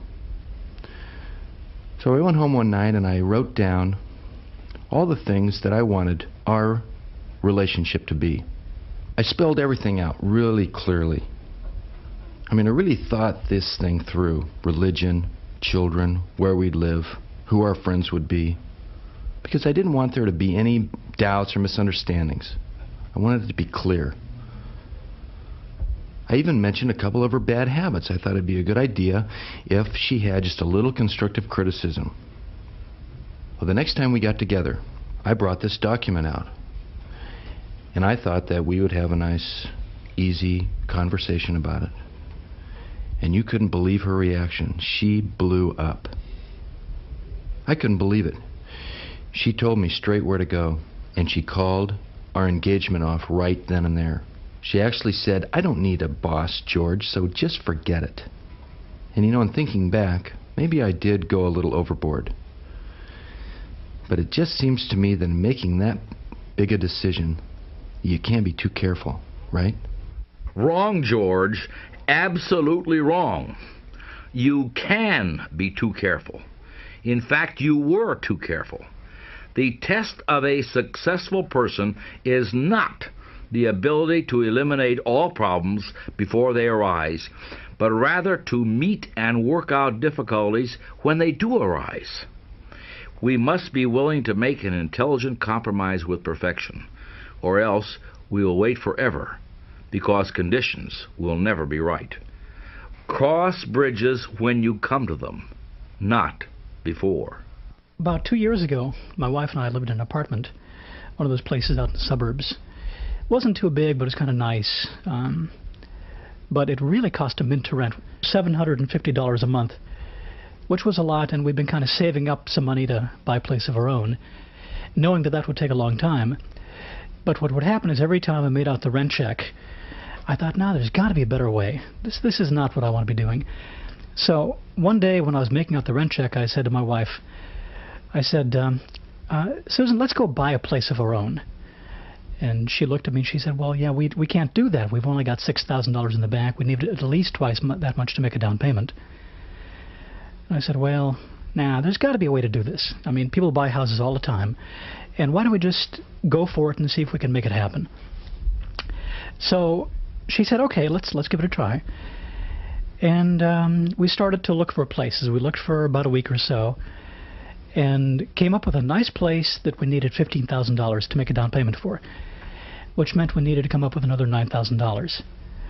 It turned out we couldn't borrow the money from a bank. We went around to all of our banks, and we're kind of stuck for a bit, but then, see, it was a new house, and I thought I could go to the builder and maybe he could loan it to me. And I did, and he went with the idea. And that meant we only had to come up with another $450 a month to pay back this loan, because we were going to pay it back over a 2-year period. And we sat down and redid our budget and squeezed another $200 out of it. So we needed to find another $250. And then Susan had an idea. She said, well, wait a minute, I can maybe go talk to my boss, because he's advertising for another part-time person. And she did. She explained the situation. We needed another $250, and she knew he couldn't afford to give her a raise, but if she could do this other job, he would get a good employee, we could get the money, and everybody would be happy. Well, the guy was so surprised, he said, yeah, let's do it, let's go for it. So we did it. Everybody was happy. We're paying the house off now. We're living in a nice place. And I guess where there's a will, there is a way. Jim and Susan get A's for action on this one.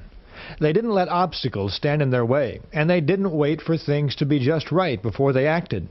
They decided they wanted something, and they went for it. The resolution to take action ignited their minds to think of ways to accomplish their goals. On top of that, they both gained tremendously in new confidence. It'll be much easier for both of them to take action in future situations. Both of these examples point up the benefits of action. You give your ideas value by acting on them.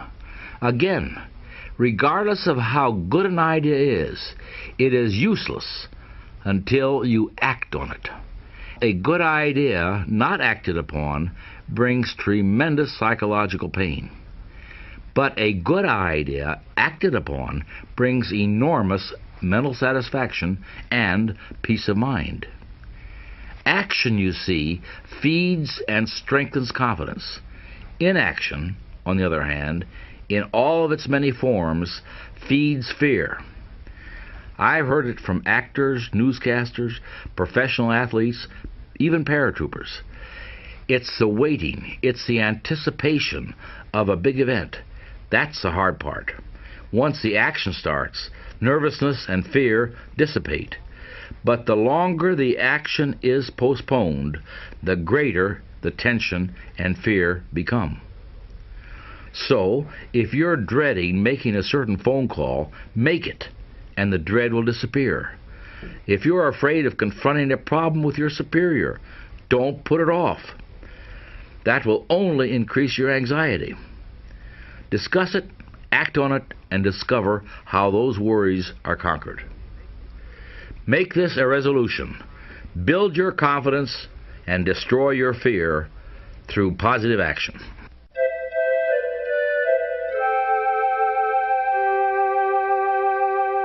Someone once said that the most difficult problem in life is getting out of a warm bed into a cold room. That's a difficulty a lot of people face. The longer you lie there thinking how unpleasant it will be to get up, the more difficult getting up becomes. This is another case where a quick injection of action is needed. Writers often talk about writer's block, the inability to get started. But the writer who waits for inspiration to come will probably be waiting for a very long time, may never even get a word on paper. Salesmen have frequently noticed that the hardest call to make is the first one of the day, the one that gets them started. But until the salesman takes the plunge, he or she is not a salesman at all. They're just a person thinking about being a salesman. But listen, here's a writer with an idea about getting started. When I've got deadlines to meet, I simply can't wait for the spirit to move me. So I use what's called a mind force technique. I make myself sit down at my desk, then I just pick up a pencil or a pen or whatever, and I just go through the mechanical motions of writing. Sometimes I just doodle, sometimes I just, the idea is just to get my fingers and arms in motion. If there's a particular subject I'm writing on, I'll start writing anything at all that I can think of about that subject. Pretty soon, without being conscious of the transition, my mind gets on the right track and I just go from there. People who get things done in this world don't wait for the Spirit to move them. They move the Spirit. Try these 2 exercises and see for yourself. First, use this mechanical starting method to accomplish simple but unpleasant business or household chores. Rather than thinking about the task, just jump right in and start doing it without any deliberation. Washing dishes, for example, or filing those papers at work. Don't even let yourself think about it. Just start doing it. That's the most effective way to handle these chores. Second, once you've done a few chores this way, use the mechanical method to create ideas, map out plans, solve problems, and do other work that requires top mental performance. One good way to get going on big projects is with a very inexpensive investment, a pencil and paper. With these 2 tools, you can tie your mind to a problem. When you write a thought on paper, your full attention is automatically focused on that thought. That's because the mind is not designed to think one thought and write another at the same time. And when you write on paper, you write on your mind, too. Tests prove conclusively that you remember something much longer and much more exactly when you write it down on paper. In addition, once you master this pencil and paper technique for concentration, you can think in noisy and distracting situations. When you want to think, just start writing, or doodling, or diagramming. It's an excellent way to move your spirit. Now let's summarize the ideas around using action to conquer fear and to build confidence and get moving towards success. First, be active, not passive. Strive to be someone who does things. Be a doer, not a don'ter. Don't wait until conditions are perfect to act. Conditions will never be perfect.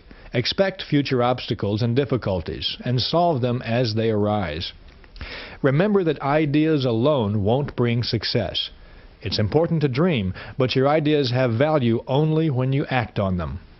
Use action to cure fear and gain confidence. Do what you fear doing, and the fear of doing it disappears. Try it and see. Don't waste time getting ready to act. If you have trouble getting started, use the mechanical method to move your spirit. Don't wait for the Spirit to move you.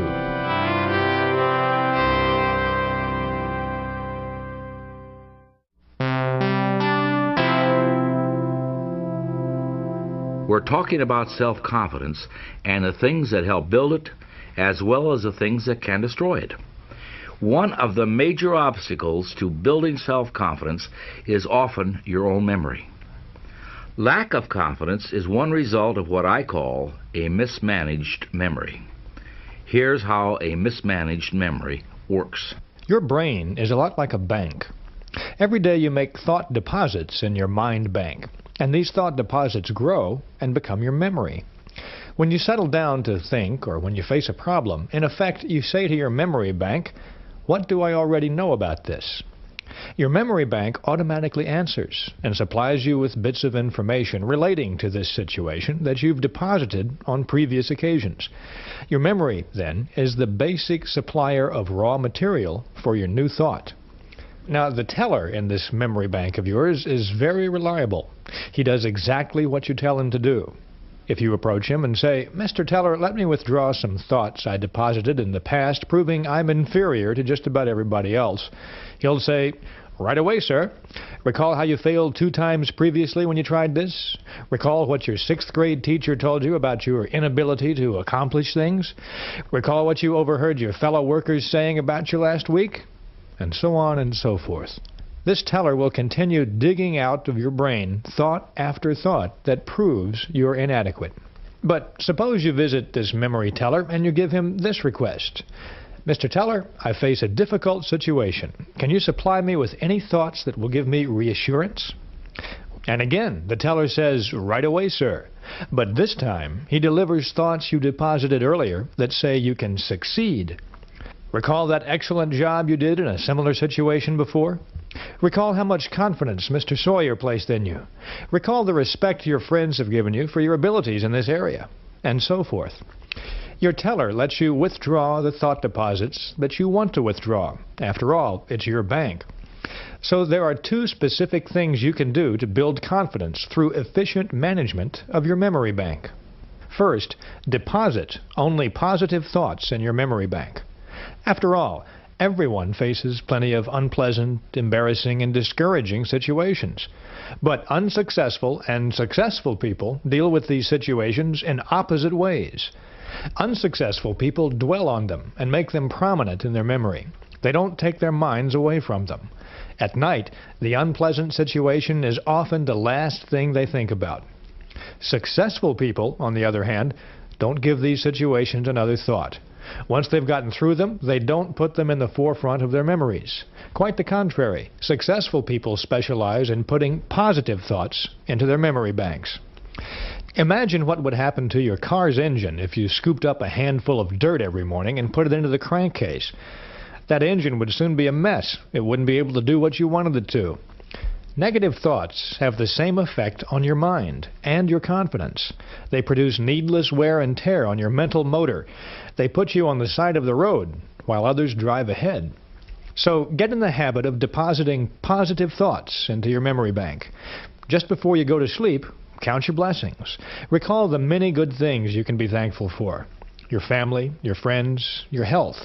Recall the good things you saw people do today and the good things you heard them say. Recall your own personal victories and accomplishments, large and small. Go over the reasons why you're glad to be alive. The second thing you can do to build confidence through efficient management of your memory bank is to withdraw only positive thoughts from it. When you're alone with your thoughts, driving your car or having a quick lunch, or maybe on a business trip alone in the evening, don't dwell on whatever problems or troubles may be in your life at the moment. Remember instead the positive things, the good times you've had, the successes, the reasons that you're doing as well as you are. Mental health professionals tell us that some people create, in effect, their own private museums of mental horror by excluding positive thoughts from their memories and dwelling on negative ones to the point of obsession. These are obviously extreme cases, but many of us tip the balance to the negative in our memory banks, and that can often impede our personal progress. And whether the psychological problem is big or little, the cure comes when you learn to quit drawing negatives from your memory bank and draw positives instead. Don't build mental monsters. Refuse to withdraw unpleasant thoughts from your memory bank. When you remember situations of any kind, concentrate on the good part of the experience. Forget the bad. If you find yourself thinking about the negative side, turn your mind to something else. Take a nap. Go for a bike ride. Work in the yard. You don't need negative thoughts. You can live much better on a pure diet of positive ones. The encouraging thing that you'll discover if you practice these attitudes is that your mind will cooperate with you. Your mind really doesn't want the negative thoughts. If you ignore them, your teller will eventually cancel them out of your memory bank. One of the most common mental monsters we build is our impression of other people and how we measure up to them. People often fear other people. Why is this? Why do so many people feel self-conscious around other people? And what can we do about it? Fear of other people is a big, big fear. But there is one way to conquer it. You can overcome that fear if you learn to put people into proper perspective. I remember when I was inducted into the Army back in 1942, I was a very shy, confused young man, and I thought that everybody was bigger than I was, stronger, smarter, in every way superior to me.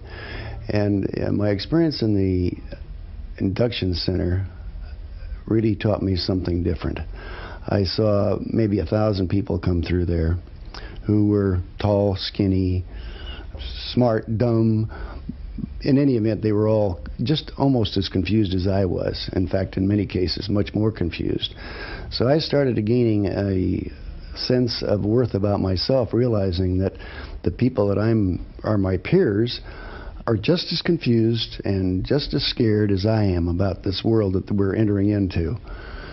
So from then on, I have felt that I can take the measure of anybody. I'm just as good as they are. Now that makes sense, doesn't it? The other person is basically like you, so there's no reason why you should be afraid of him. Here are 2 ways to put other people into proper perspective and keep them there. To begin with, get a balanced view of other people. Keep these points in mind when dealing with people. The other person is important. Emphatically, they are important. Every human being is. But remember, you're important too, and you're just as important as the other person. So when you meet another person, make it a policy to think, we're 2 important people sitting down to discuss something of mutual interest and benefit. No matter how big or important the other person seems, remember, they're just another human being with essentially the same interests, desires, and problems as you. Second, develop an understanding attitude. People who want to put you down for whatever reason, or bite your head off, or criticize you, are not rare in this world. If you're not prepared for people like that, they can punch big holes in your self-confidence and make you feel defeated.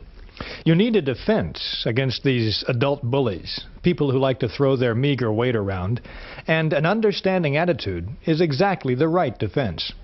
Anyone who confronts you, or insults you, or yells at you, or even cuts you off in traffic is not really mad at you. You're just a scapegoat, a momentary target for their feelings. That person may be mad at their husband or wife. They may have just lost their job. They may be under undue pressure from many sides. But you are not their real problem, and there's no reason why they should be your problem either. So the essence of an understanding attitude is to say to yourself, this person is having a bad day. I can understand that. I've had a few myself. I'm just the person who's giving them a chance to get a little bit of it out of their system. They're probably a perfectly decent human being under all that rage. Try to hold on to that attitude, and don't get flustered or angered or cowed by someone else's effrontery. Hold your fire. The way to win in situations like this is to let the other person blow their stack, and then forget it.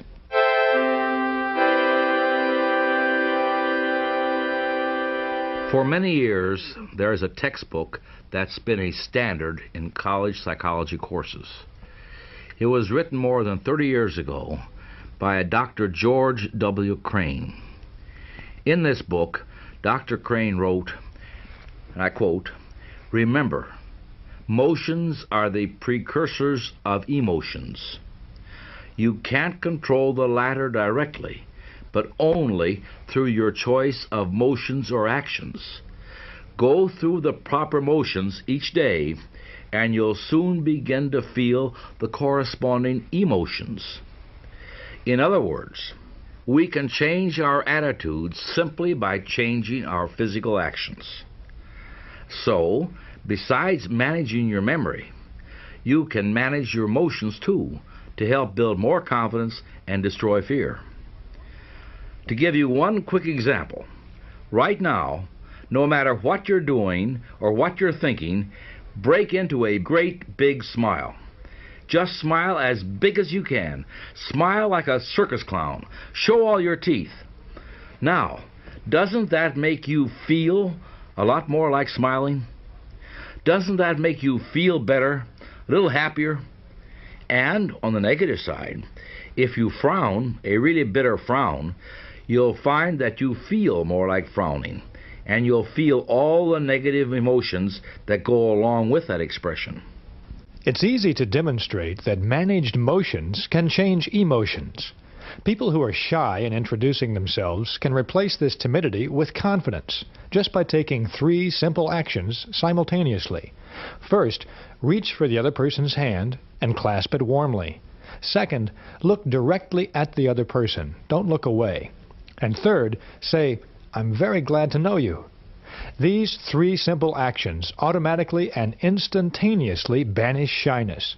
Confident action produces confident thinking.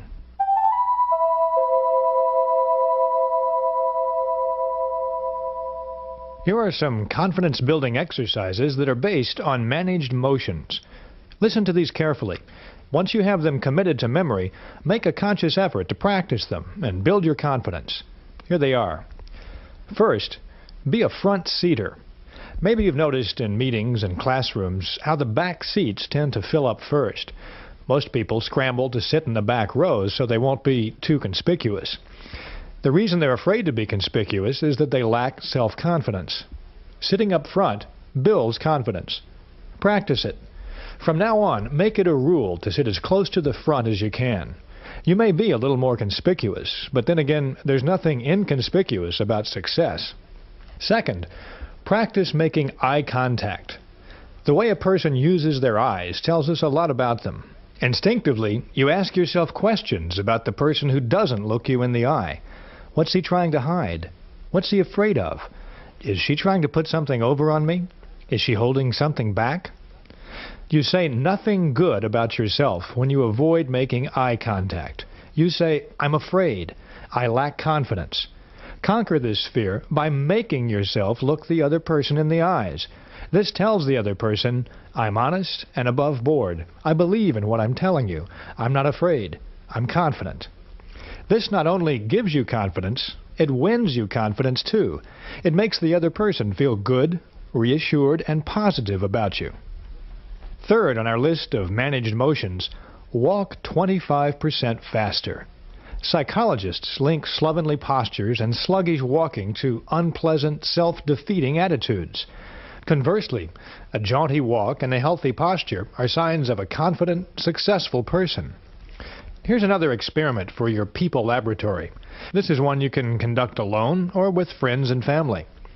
Find a good vantage point from which to observe people, possibly your front porch, favorite restaurant, or maybe a park bench. Then take a good look at the people who walk by. Notice the way they walk, how they carry themselves, the expressions on their faces and in their bodies. Then notice the impression that you get from what you see.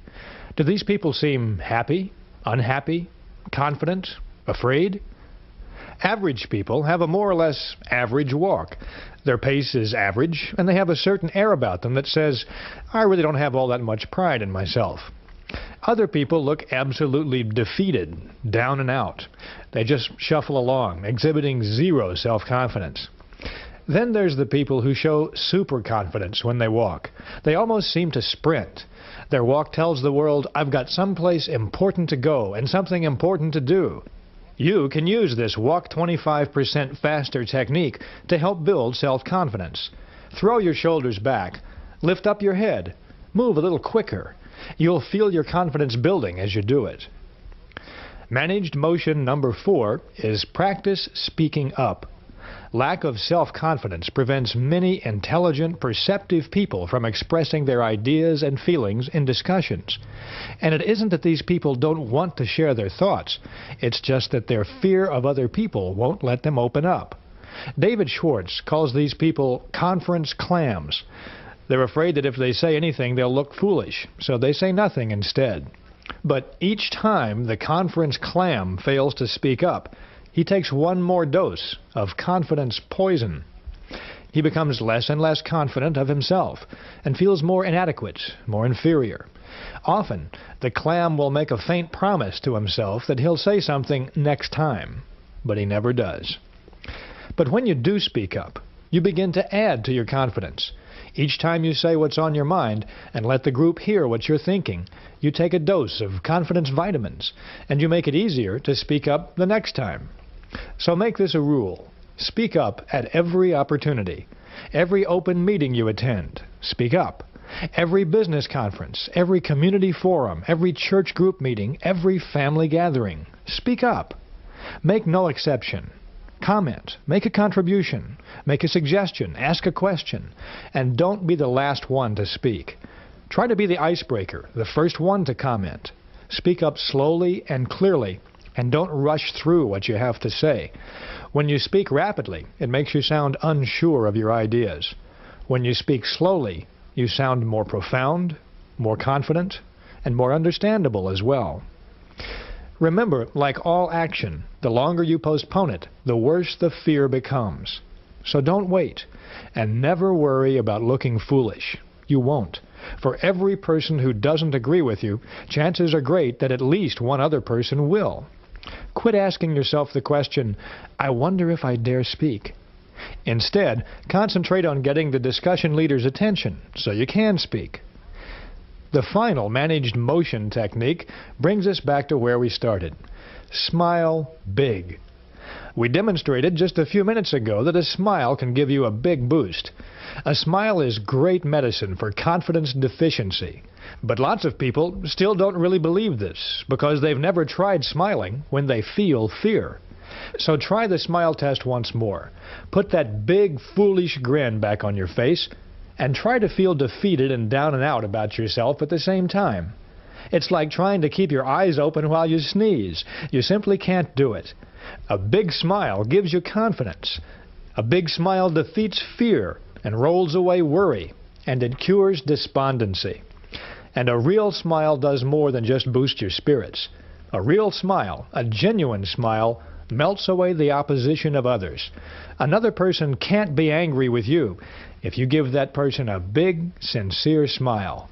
Just recently, a little incident happened to me that illustrates that point. I was sitting at an intersection waiting for the light to change, and bam! The driver behind me let his foot slip off the brake, and he gave my rear bumper an instant crash test. I looked in my rearview mirror, and I saw him getting out, so I got out too. I forgot my own rule book, and I was about ready to give him a good piece of my mind. I have to confess I was ready, verbally, to bite him into pieces. But, fortunately, before I got the chance, this fellow walked up to me, smiled a big, sincere smile, and said in a most earnest voice, "Friend, I really didn't mean to do that." That smile matched his comment perfectly, and it really melted me. I just mumbled something about, "Oh, that's okay, it happens all the time." With that smile and that sincere comment, he had turned my opposition into friendship. That brought the whole idea of managed motions home to me all over again. Smile big, and you feel like happy days are here again. But remember to really smile. Don't make it a half-hearted, wimpish grin. That kind of smile is not guaranteed. So smile until your teeth show. Now, you've probably heard someone say, or perhaps thought to yourself, "But when I'm angry or afraid, I don't feel like smiling." Well, of course you don't. No one does. The trick is to tell yourself forcefully, "I am going to smile," and then do it. And in the process, you automatically harness the power of smiling. Now let's sum up these latest confidence builders. First, make a supreme effort to put only positive thoughts in your memory bank. Don't let negative thoughts grow into mental monsters. Simply refuse to recall unpleasant events or situations. Remember to keep people in proper perspective. People are much more alike than they are different. So get a balanced view of other people. Develop an understanding attitude. Many people will bark, but very rarely will they bite. And finally, make everything you do say, "I'm confident, really confident." Practice the techniques of managed motions. Be a front seater. Make eye contact. Walk 25% faster. Speak up. And when you do, speak slowly and clearly. And finally, smile big.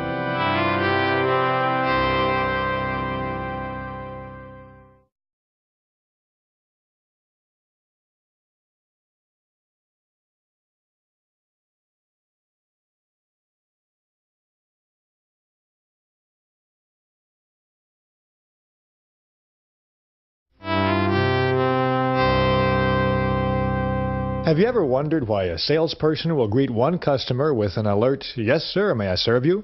and virtually ignore another? Or why an employee will consistently carry out the instructions of one superior but only grudgingly do what another superior requests? Or why we pay close attention to what one person says but not to another? What's the explanation for this? It can be distilled into one word: thinking. We receive the kind of treatment we think we deserve. A person who thinks they're inferior, regardless of their real qualifications, is going to be inferior as long as they're convinced of it, because thinking regulates actions. If a person feels inferior, he or she acts that way, and no veneer of cover-up or bluff will hide this basic feeling for very long. The person who feels unimportant is unimportant. On the other side of the ledger, the person who really thinks he or she is equal to the task is equal to the task. To be important, you have to think you're important. You have to really think it, really believe it, and then others will think so too. Because how you think determines how you act, and how you act determines how others react to you. On this tape, David Schwartz will focus on the idea that you are what you think you are, and that by managing your thoughts and your environment, you can take a big step towards success.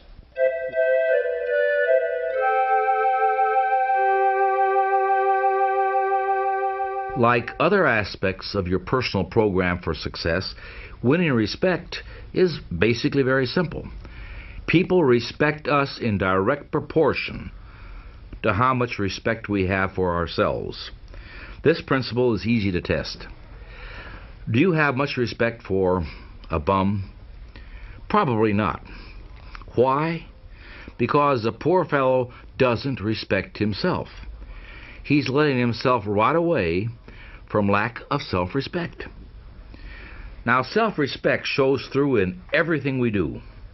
So let's focus our attention now on some of these specific ways we can increase self-respect and thereby earn more respect from others. The first rule to remember is this: appearance does talk. If you look important, it will help you think important.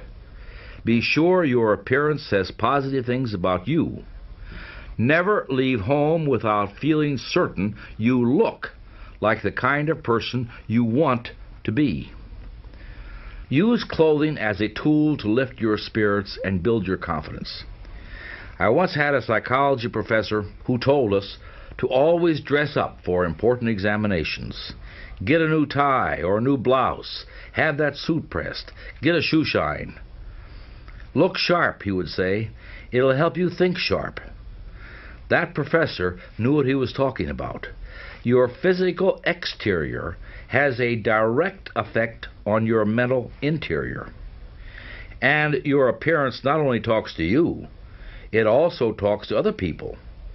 It helps determine the ways other people size you up. It plays a very big part in first impressions, which are so very important in the business world.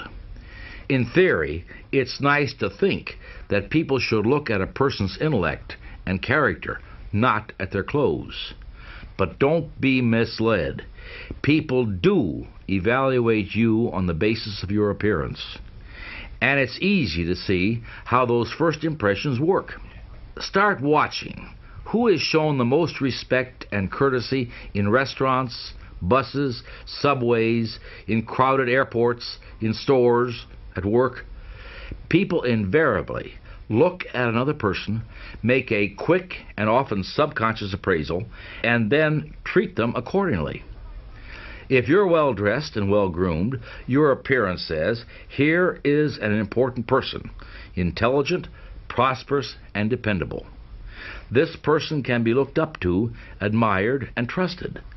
This person respects himself, so I respect him too. On the other hand, a shabby appearance says just the opposite. It says, here is a person who isn't doing very well. He's careless, inefficient, and therefore unimportant. He deserves no special attention or consideration. After all, he's probably used to being pushed around. So don't sell yourself short on your appearance any more than you would sell yourself short on your importance or your intelligence or your abilities. They're all part of the same package, your total success package. Look your best and you will think and act your best. The second success rule under the heading "You are what you think you are" is to think your work is important. There's a classic story told about the job attitudes of 3 bricklayers. They were asked, "What are you doing?" And the first bricklayer said, "I'm laying brick." The second bricklayer said, "I'm making $18 an hour." And the third bricklayer said, "Me? I'm building the world's greatest cathedral." Now, the story doesn't tell us what happened to these bricklayers in later years, but what do you imagine happened to each of them?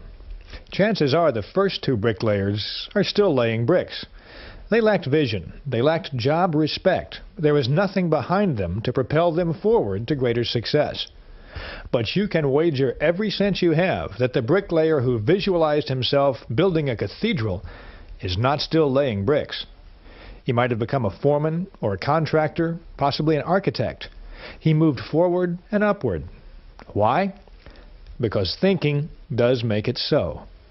Bricklayer number 3 was tuned to thought channels that pointed the way to self-development in his work. Just like your appearance, the way you think towards your work says things about you to your superiors, to your associates and subordinates, in fact, to everyone with whom you come in contact. Well, we have about 800 administrative people in the plant, and every 6 months we interview them to find out how they're feeling about their job. We actually talk to every person we feel, if they're on the payroll, they must be important to the company. We make sure that the questions we ask each person are open-ended, which will give them an opportunity to talk to us about anything that's on their minds.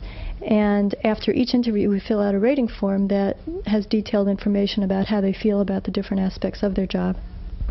What we found from these interviews is that the group of people that work for us tend to fall into 2 categories, which we can call Group A or B. The Group B person has a resigned attitude towards their job.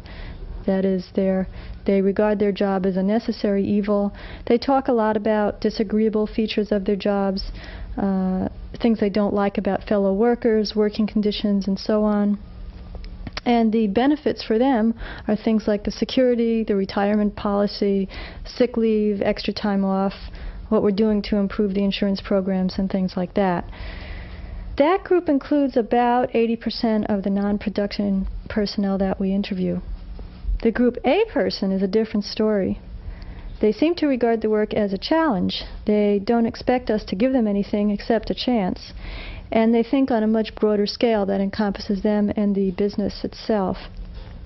I think they enjoyed these interviews and regard them as constructive. It's one of the Group A people who usually get recommendations for pay increases, and almost all of the personnel problems we have come from the Group B people. So obviously, it's my job and my biggest challenge to try to help people to move from Group B to Group A. Until a person thinks his job is really worthwhile and is interested in having a positive attitude, there's not much I can really do to help them. At least that's been my experience. You are what you think you are, and what your thought power directs you to become. If you think you're weak, that you lack what it takes, or that you'll lose, then you will be doomed to mediocrity. But think instead, I'm important. I have what it takes. I'm a first-class performer. My work is important. Think this way, and you're headed for success. Here's a phrase that you should remember. A person who thinks his job is important receives mental signals on how to do his job better. And a better job means more promotions, more money, more prestige, and more happiness. That's one of the most important messages that you can receive in your success program. If you have kids, you've probably noticed how quickly they pick up the attitudes and habits and preferences of their parents. Whether it's food or mannerisms or even political views, the child is a living reflection of how his or her parents think. The child learns through imitation. And as a matter of fact, so do adults. People continue to imitate others throughout their lives. They seek out role models. They imitate their leaders and supervisors and the people they admire and respect. Their thoughts and actions are influenced by these people. At work, notice when the boss or a supervisor is in a good mood, and then see how that mood is reflected by his or her employees. Conversely, when the boss is nervous or tense or worried, see if the employees don't take on similar attitudes. The point is this: the way we think towards our job determines how our subordinates think towards their jobs. It's very important to remember this. Your points of superiority, as well as your weaknesses, show up in the behavior of those who report to you and who look to you for leadership. So if you're in charge of a unit, or a division, or an office, you can rest assured that the success of that organization will be a direct product of your own attitude toward success. You are what you think you are, and your work is as important and successful as you think it is. The choice is yours.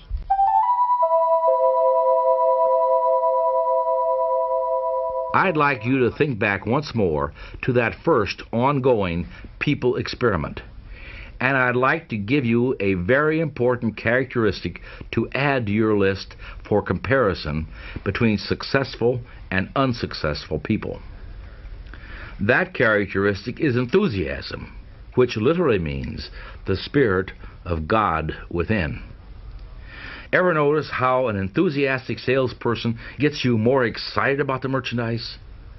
Or have you observed how an enthusiastic minister or other speaker has a wide-awake, alert, enthusiastic audience? If you have enthusiasm, those around you will have it too. But how do you go about developing enthusiasm? The basic step is simple. Think enthusiastically. Build in yourself an optimistic, progressive glow, a feeling that this is great and I'm 100% for it. Once again, you are what you think you are. Think enthusiasm and you'll be enthusiastic. To get high-quality work, be enthusiastic about the job you want done. Others will catch the enthusiasm you generate and you'll get first-class performance. But if you're negative about the job, you can fully expect others to adopt your negative attitude. Think back to the list of the big thinkers' approach to job situations versus the little thinkers' approach. Remember the expense account example? If you cheat on your expense accounts and hold the attitude that's okay to rip off the company in little ways, then what can you expect your support personnel to do? Or if you habitually arrive late and leave early, then what do you think the troops are going to do?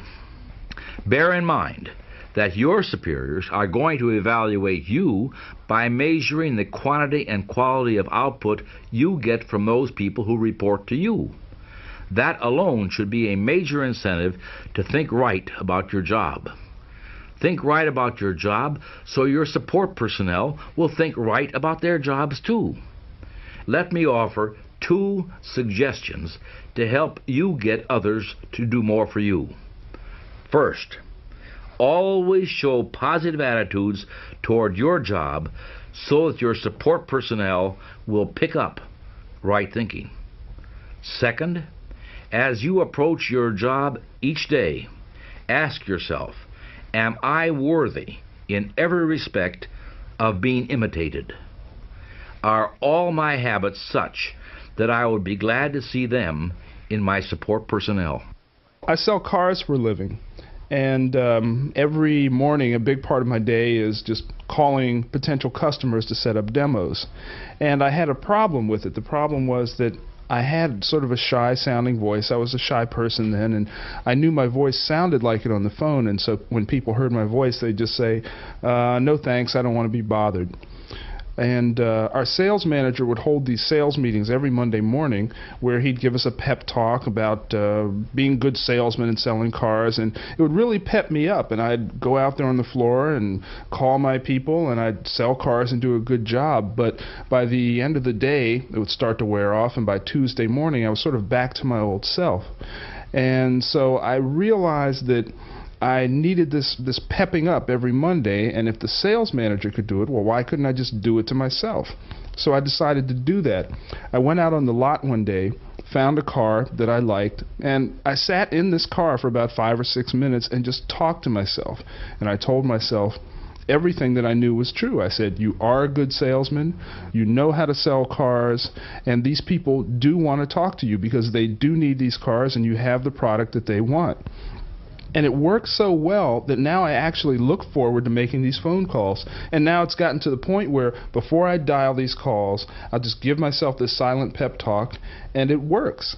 And I'm getting results now. I'm doing better than I've ever done in my life. I'm selling lots of cars. I honestly believe I talked myself into being a good salesman. Now that's a pretty good idea, isn't it? To be on top, you've got to feel like you're on top. You've got to think and believe you're on top. Give yourself a pep talk and discover how much bigger and stronger you feel. Don't ever belittle yourself. Practice uplifting self-praise, and you'll see the results.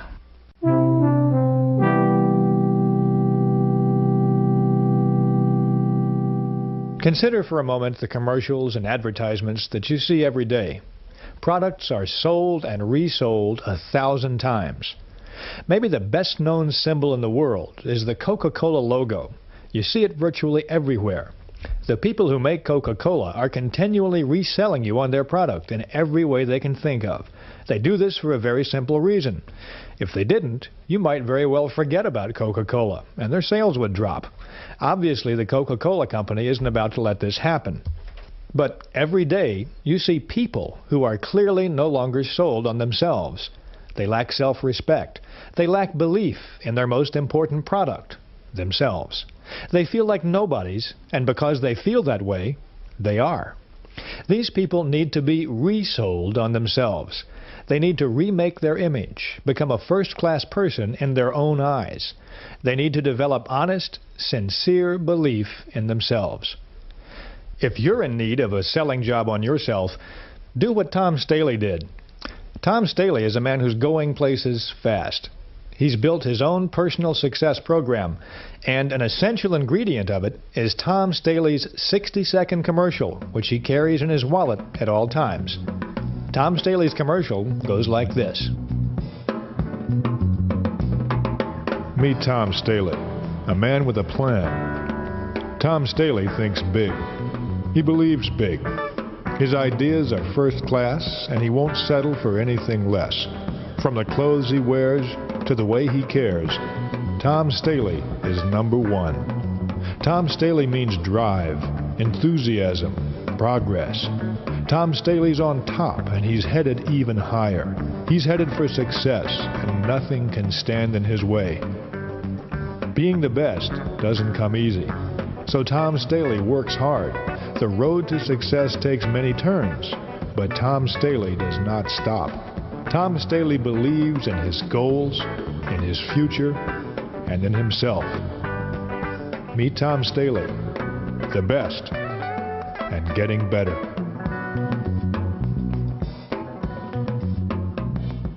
That's Tom Staley's 60-second commercial. He credits this technique with helping him become a more successful and more dynamic person, and you can use it too. Here's how to build your own sell yourself to yourself commercial. First, select your assets, your points of superiority. Ask yourself, what are my best qualities? And don't be shy in describing yourself. Next, put these points down on paper in your own words. Write your commercial to you. You can reread Tom Staley's commercial. It's in your booklet. And notice how he talks to Tom, to himself. So talk to yourself and be very direct. Don't think of anyone but you as you write your commercial. Then practice your commercial out loud, in private, at least once a day. It helps to do it in front of a mirror. Put your body into it. Repeat your commercial forcefully and with determination. If you want to, you can even put music behind it. Get yourself warmed up. Feel your body come alive. Make your blood travel faster. Read your commercial silently several times a day. Read it before you tackle anything that demands courage. Read it every time you feel let down. Keep your commercial handy all the time, and use it. Now, a lot of people may laugh at this technique. That's because they refuse to believe that success really does come from managed thinking. But please understand, that is the judgment of average people. You're not average. If you have any doubt about the soundness of this commercial technique, just ask the most successful person you know what he or she thinks about it, and then start selling yourself to yourself. You're the most important customer you'll ever have.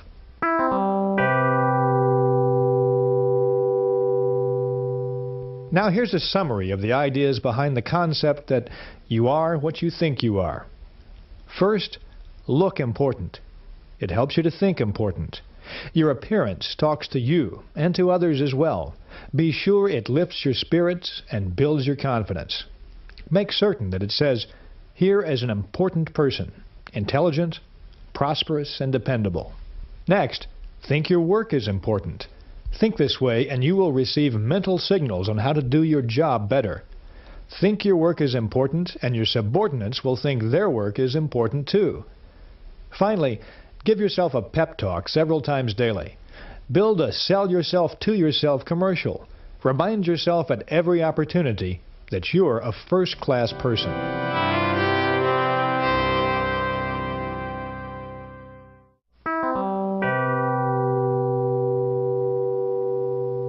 Your mind is an amazing mechanism. When your mind works one way, it can carry you forward to outstanding success.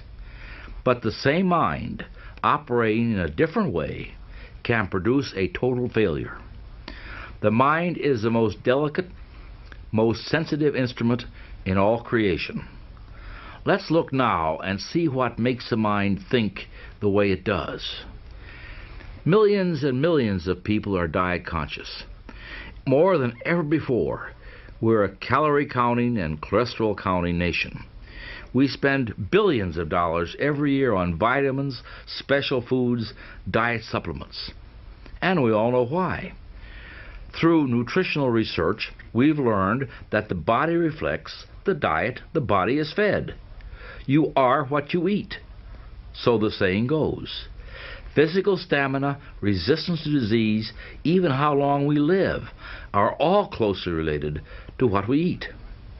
By the same token, the mind reflects what the mind is fed. Mind food, of course, doesn't come in packages, and you can't buy it at the store. Mind food is your environment, all the countless things which influence your conscious and subconscious thought. The kind of mind food we consume determines our habits, attitudes, and our personality.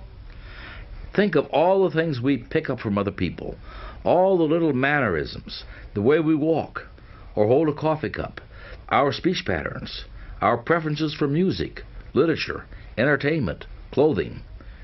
These all stem in very large part from our environment. And, much more importantly, the size of your thinking, your goals, your attitudes, your sense of yourself is formed largely by your environment. It is true that prolonged association with negative people makes us think negatively. Close contact with petty people develops petty habits in us. Now, on the bright side, companionship with people with big ideas raises the level of our thinking. Close contact with ambitious people tends to give us ambition. Furthermore, you will change over the months and years. This we know. But how you will change depends on your future environment. That is, the mind food you feed yourself. Through the choices and decisions you make, you can determine what your environment will be, what kind of food your mind is fed. Let's look now at what we can do to make your future environment pay off in both satisfaction and prosperity. The first step is to recondition yourself for success. The number one obstacle on the road to high-level success is the feeling that major accomplishments are beyond reach. This attitude stems from many, many suppressive forces that direct our thinking toward mediocre levels. To understand these suppressive forces, let's go back to the time we were children. As children, all of us set high goals. At a very young age, most of us wanted to conquer the unknown, be leaders, jet pilots, doctors, presidents, to do exciting and stimulating things, become famous and wealthy. In short, to be successful. And in our blessed ignorance, we saw our way clear to accomplishing these goals. But what happened? Long before we reached the age when we could begin to work toward our great objectives, a multitude of suppressive influences went to work. From all sides we heard it's foolish to be a dreamer, and that our ideas were impractical, naive, or foolish. We had to get our feet on the ground and our head out of the clouds. We heard that to get ahead, we had to have money to begin with, or that we had to have important friends, or just plain luck. As a result of being bombarded with this "you can't get ahead so don't bother to try" propaganda, Most people, you know, can be classified into three groups. The first group are the people who surrendered completely. The majority of people who are convinced deep down inside that they haven't got what it takes, that real success, real accomplishment is for others who are lucky or fortunate in some special respect. Now, you can spot these people because they go to great lengths to rationalize their status and explain how happy they really are. The second basic group are those who surrender partially. Now, this is a much smaller group than the first one. This group enters adult life with a lot of hope for success.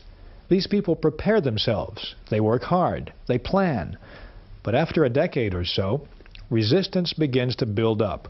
Competition for top-level jobs looks pretty rugged, and this group decides that greater success just isn't worth the effort. They rationalize, we're earning more than the average, and we live better than the average.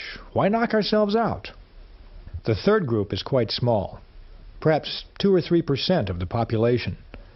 This group never surrendered their dreams. They never did, and they still don't let pessimism dictate their limitations. They don't believe in surrendering to suppressive forces. Instead, these people live and breathe success. This group of people is the happiest because it accomplishes the most. These people become top salesmen, top executives, top leaders in their respective fields. These people find life stimulating, rewarding, worthwhile. These people look forward to each new day, each new encounter with other people, as adventures to be lived fully. Now, let's be honest. All of us would like to be in that third group, the one that finds continually greater success. But to get into and to stay in that group, we have to fight off the suppressive influences of our environment. To understand how people in the first two groups will unwittingly try to hold you back, try this experiment. Tell several of your average friends or your fellow workers with the greatest sincerity that someday you intend to be vice president of your company. What will happen? Your friends will probably think you're joking. And if they do believe you mean it, they'll say something like, "You poor sap, you've got a lot to learn." But now assume that you repeat that same statement with equal sincerity to the president of your company. How will he or she react? One thing is certain. The president of your company will not laugh. He might look at you intently and say to himself, "Does this person really mean this?" But he won't laugh, because big people do not laugh at big ideas. By the same token, if you tell someone who owns $1 million home that you plan to own your own $1 million home one day, that person won't laugh either, and they won't think you're crazy. That person knows it's perfectly possible, because that person has already done it. But if you tell your neighbors that, they're liable to tell you it's impossible. Remember, people who tell you something can't be done almost always are unsuccessful people, strictly mediocre in terms of accomplishment. The opinions of these people are poison. Develop a defense against people who want to convince you that you can't do something. Accept negative advice only as a challenge to prove that you can do it. Be extra conscious about this. Don't let negative thinking people destroy your plan to think yourself to success. I call these people negators. Negators are everywhere, and they seem to take delight in sabotaging the positive progress of others. Some of them do it out of jealousy. They're not moving ahead themselves, so they want to see you stumble too. Others may be sincere and well-meaning, but they've been brainwashed. They've surrendered. They're convinced that success is impossible for them, and that people who strive for success are risking everything and are liable to end up with nothing. So be careful. Study negators. Don't let them destroy your plans for success. I used to ride in this carpool, and it got to be such a drag because there was one guy there who talked every day back and forth about how bad things were at work and how his boss was a jerk and how it was just not fun to work at work. And I'm trying to be really pumped up about doing my job and really getting behind my job, but he just would always bring me down. So I'm up in the morning and I'm ready to go to work, and I'm really getting juiced up, and about the time I get to work, after hearing this guy, I'm like totally depressed. And I get home at night and I'm totally depressed because I know I got to face this guy tomorrow morning. So what I finally did was join a different carpool. I didn't know why I didn't think of that sooner. Now I feel wonderful about my job. I go to work every morning and I feel great. That young fellow changed his environment. Smart, wasn't he? Make no mistake about it. Your fellow workers are not all alike. Some work because they have to. Others are ambitious and work for advancement and success. Some people belittle everything the boss says or does. Others are much more objective and realize that they must be good followers before they can be good leaders. How we think is directly affected by the group we're in. So be sure you're in the group that's thinking ahead, thinking progressively, thinking success.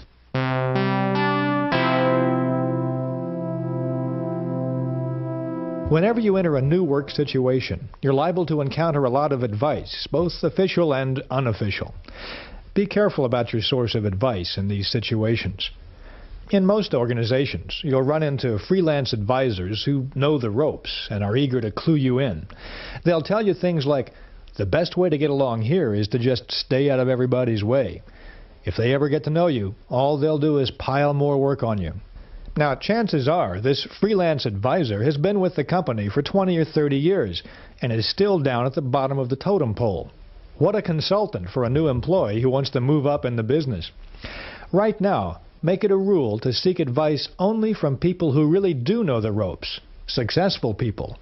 There's a lot of incorrect thinking that the people on top, the high executives, are inaccessible. The truth is that they're not.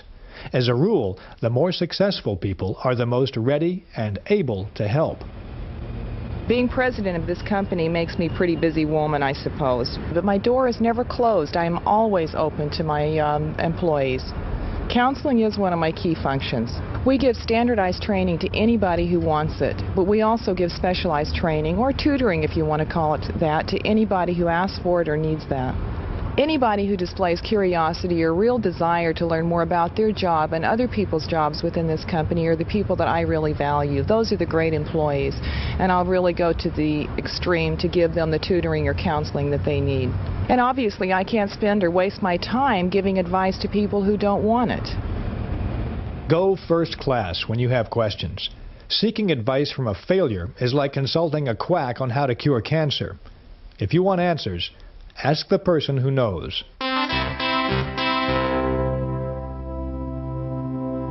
You know, it's not only how you spend your time at work that matters in your personal success program. The fact is, what happens after work and on weekends has a direct bearing on your performance on the job. The person with a constructive, off-the-job life nearly always is more successful than the person who lives in a dull, dreary home situation. Let's observe a couple of co-workers. We'll call them John and Milton, and let's see how they spend their weekends, and then let's look at the results. John's mind food diet on weekends is something like this. Usually one evening is spent with friends, and another evening is spent in an activity with his family, like a movie or a play, or possibly a civic or community project. John spends Saturday mornings working with the neighborhood cleanup committee. A lot of times he'll devote the afternoon to errands around the house, yard work, or a special project of some kind. Right now he's building a deck in the backyard. On Sundays, he and his family try to do something special together. Last Sunday, they climbed a mountain in a nearby national park. Recently, they went to a science exploratorium in their city. Occasionally, they'll drive out to the countryside, where John and his wife have been looking for some property to buy. Sunday evenings are often spent at home, reading, or playing family games, or catching up on the news. In general, John's weekends are fully planned. John gets plenty of exercise, plenty of variety, and plenty of refreshing mind food. Milton's psychological diet is pretty bland. He's usually tired on Friday, so he goes home and asks his wife, "Want to do anything tonight?" But the plan usually dies there. Milton sleeps late on Saturday, and the rest of the day is spent catching up with chores of one kind or another. Saturday night, he and his family will go to a movie or watch TV. Sunday morning is spent in bed. Sunday afternoon, they'll spend watching sports on TV, and that night they might get together with the neighbors, or they might not. In short, Milton's weekend is pretty boring. By the time Sunday night rolls around, the family is tired and tense because there's been so little variety in their schedule. There's no big dramatic fights, but there's plenty of petty psychological warfare. So what's the net result of these two home environments on John and on Milton? Over a period of a week or even a month, there's probably not much perceptible effect at work. But as the months add up, the effect is tremendous. John's environmental pattern leaves him refreshed, gives him ideas, tunes up his thinking. He's like an athlete getting a good, complete diet. Milton's environmental pattern leaves him psychologically starved. His thinking mechanism is impaired. He's like an athlete that's being fed candy and beer. John and Milton may be on the same level today, but there will be a gradually widening gap between them in the months ahead, and John will pull way out in front. Casual observers will say, well, I guess John had more on the ball than Milton. But those who know will be aware that much of the difference in the job performance of these two workers is the direct result of the difference in the mind food they consumed. There are several things that you can do to help make your social environment first class. First, circulate in new groups.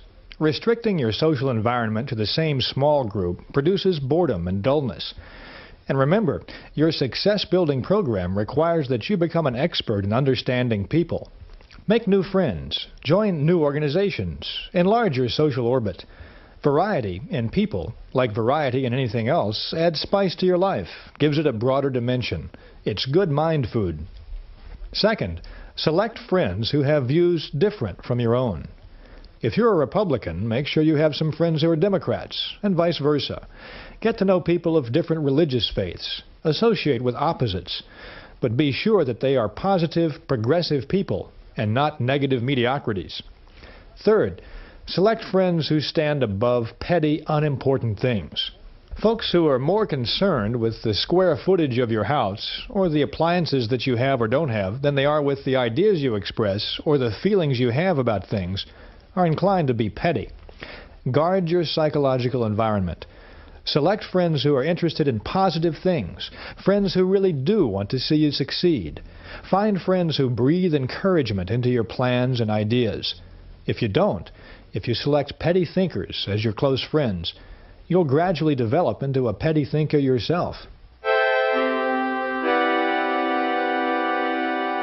We're a poison-conscious nation, at least with regard to body poison. We're on the lookout for environmental contaminants and chemicals in our foods. We've got laws to protect the public against poisons. Packages are labeled, keep out of the reach of children.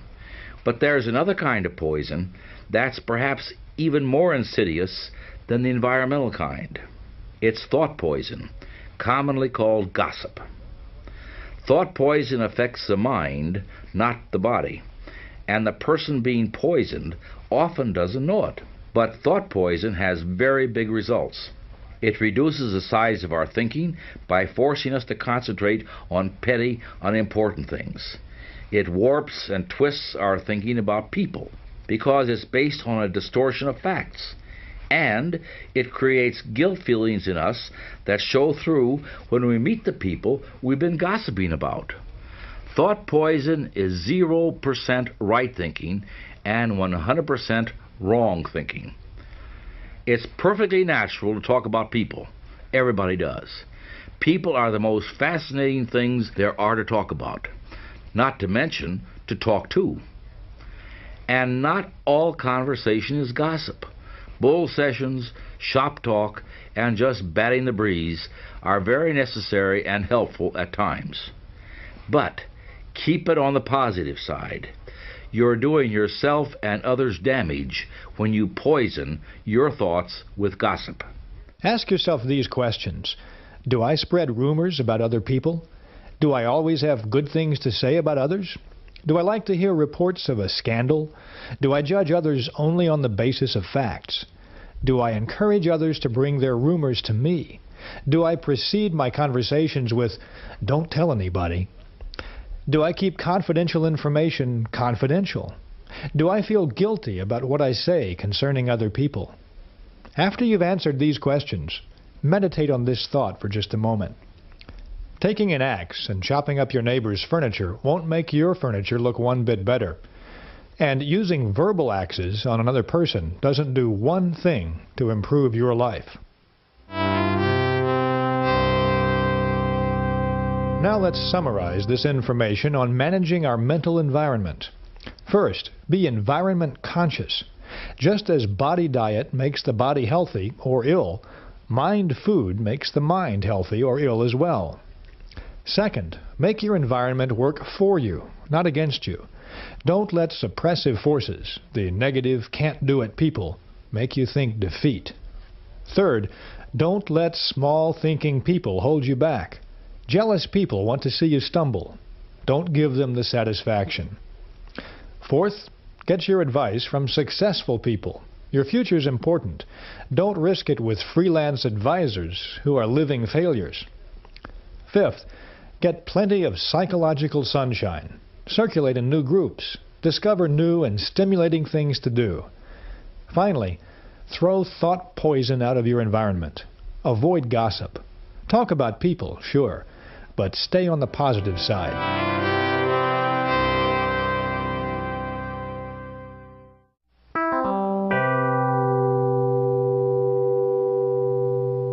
Well, Bob, really good to see you. I've been thinking all about that proposal you sent. Listen, you've got some terrific ideas in there. I think we just might be able to hammer out some business. Oh, yeah, Bob. Look, I'm kind of busy right now. And, well, yeah, I know you had an appointment. But, no, I didn't get much of a chance to look at your stuff. I mean, we can talk about it if you want to, for a few minutes. Did you know that you can read minds? People do it every day. You just heard two people greeting a potential business associate. Did you get a mental image of each of them from the tone of their voice? Did you get a reading of their attitudes? Then you just read their minds. You could tell by the tone of their voice what each one of them was thinking. The first one was clearly enthusiastic and looking forward to a productive meeting and some real possibilities for the future. The second would just as soon be somewhere else. They seemed to regard the whole encounter with Bob as a big chore. We read minds automatically through attitude appraisal. Attitudes are mirrors of minds. They reflect the thinking that's going on inside. We read attitudes through expressions, voice tones, inflections, and body language, posture and body angles and eye contact and so forth. Attitudes have tremendous impact. Salespeople with the right attitude beat their quotas. Students with the right attitude make A's. Right attitudes pave the way to a happy married life. Right attitudes make you effective in dealing with people, and they enable you to develop as a leader. Right attitudes win for you in every situation. So this program for personal success will now concentrate on growing some specific attitudes.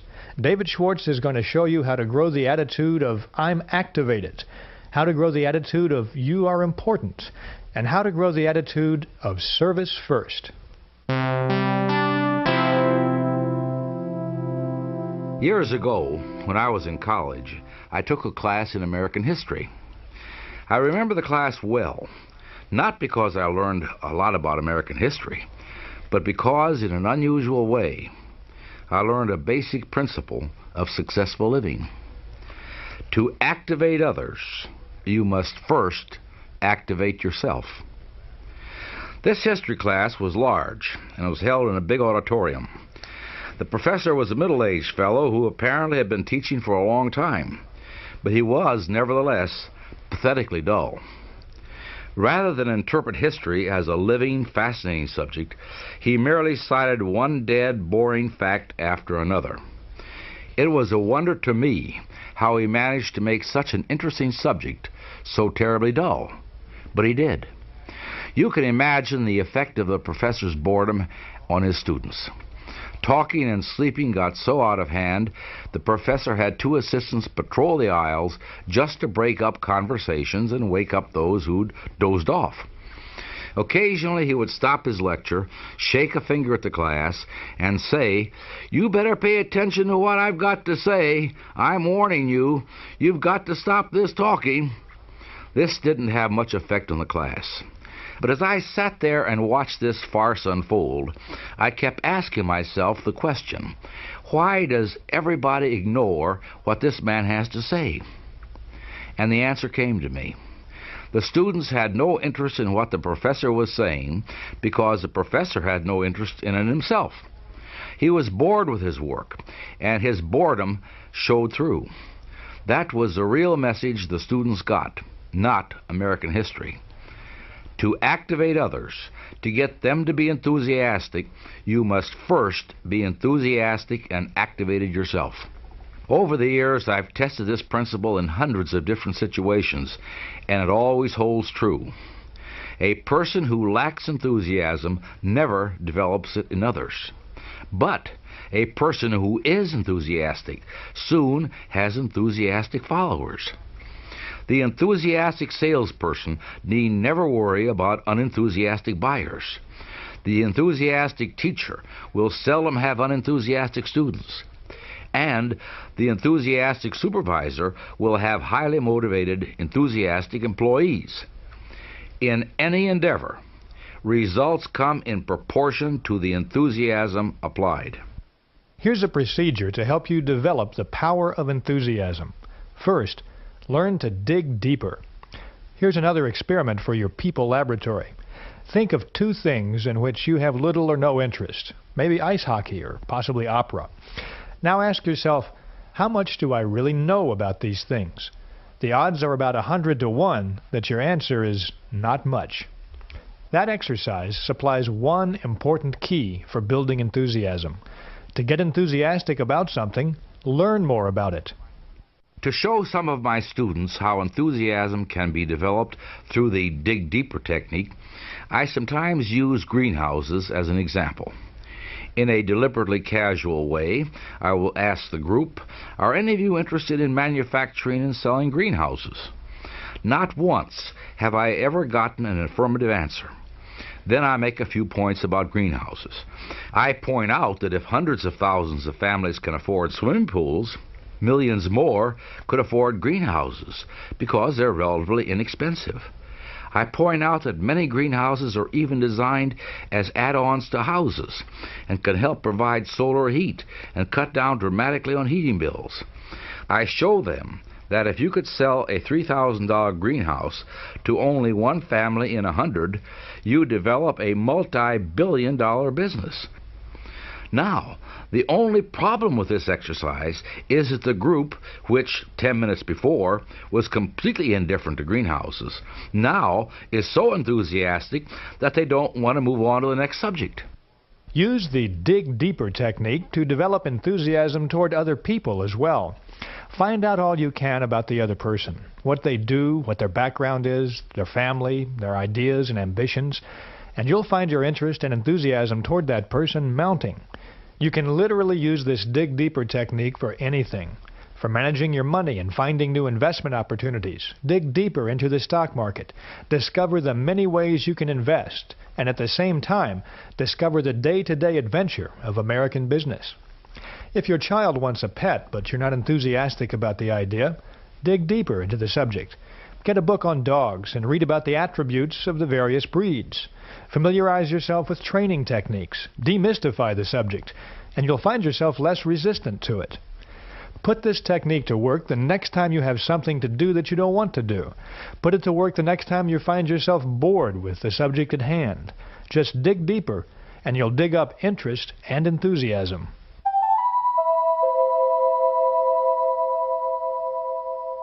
The second procedure for developing the power of enthusiasm is life it up. Now notice the phrase is life it up, not live it up. There's a significant difference. Life it up means putting extra enthusiasm in everything you do. When you shake someone's hand, really shake their hand. Make your hand clasp say, "I'm glad to know you," or "I'm glad to see you again." A conservative, mousy handshake is really worse than no handshake at all. It makes people think, this person's more dead than alive. Try to find a really successful person with a mousy handshake. You'll be looking for a long, long time. Life up your smiles. Remember David Schwartz's advice about smiling? Show those teeth. Put your heart and soul behind your smile. And don't worry if your teeth aren't perfect. When you smile like that, people don't see your flaws. They see a warm, enthusiastic person, someone they're going to like and respect. Life up your speech. Sound like you believe what you're saying. People will be much more apt to go along with someone who sounds like their ideas mean something to them. So say it with life. Put vitality into your speaking. Whether you're talking to a garden club, a sales prospect, your children, put enthusiasm behind what you say. When you put more life in your talk, in your habits, in your handshakes and smiles, you're simply putting more life in yourself. You can add some instant enthusiasm whenever you need to if you grow this attitude. So don't be afraid to life it up. Be sure everything you do and say tells people that person is alive, that person means what he or she says, that person is going somewhere. The next technique for growing the attitude of enthusiasm is to broadcast good news. You and I have been in many situations when someone will burst in and say, "Hey, I've got good news." Immediately, this person gets 100% of attention from everyone present. And good news does more than get everyone's attention. Good news pleases people. Good news develops enthusiasm. Good news even promotes good digestion. Just because there are more broadcasters of bad news than there are of good news, don't be misled. No one ever won a friend or sold a prospect or accomplished anything by broadcasting bad news.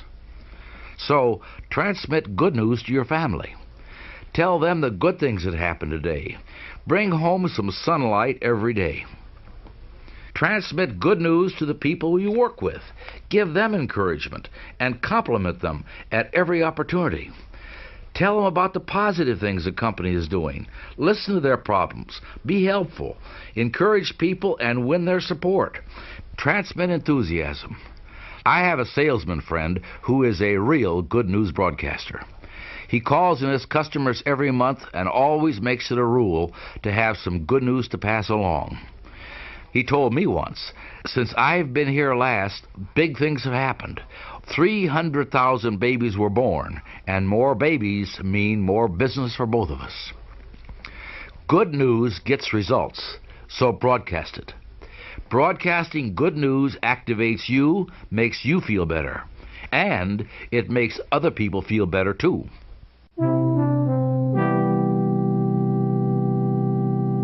Every human being, whether they live in India or Indianapolis, whether they're young or old, brilliant or ignorant, has the desire to feel important. It's a natural desire, and it's probably the strongest non-biological desire we have. Our laws, our philosophy, and religions are based on the importance of each individual human being. Every person has value, and is therefore endowed with certain basic rights, which no one can take away. We demonstrate our belief in the importance of individuals, whether we know them or not, every day. When a child is reported lost, no one asks, "Is this child important?" or "Is this child's family important?" Instead, an all-out search is launched, and the community extends every possible effort to find that child, whether that child is rich or poor, and regardless of the parent's standing in the community. The child, like every person, is important. Satisfying the craving to be important is also a basic success tool. But it's a startling fact that despite the obvious results this tool can yield, and even though it costs nothing to use, very few people actually use it. Growing the attitude, "you are important," can carry you forward to success. But most people tend to carry around a defensive, "you don't matter to me" kind of attitude for the world to see. But you can change that attitude and reap the rewards of recognizing the other person's importance. Here's how and why. First, let's look at the practical side. Take a look the next time you're walking down a busy street. The prevalent attitude is clearly, "You don't mean anything to me. You are totally unimportant in my world." And the reason for this attitude is the assumption that most people can't do anything for you. But that is a basic blunder. The fact is that the other person, regardless of his status or income, is important to you for giant dollar and cents reasons. Number one, people do more for you when you make them feel important. Years ago in Detroit, I rode a bus to work each morning. The driver was an old grump. I watched this driver pull away from the curb dozens of times when a wildly waving, shouting, panting passenger was just a second or two from the door. Over a period of months, I saw this driver show special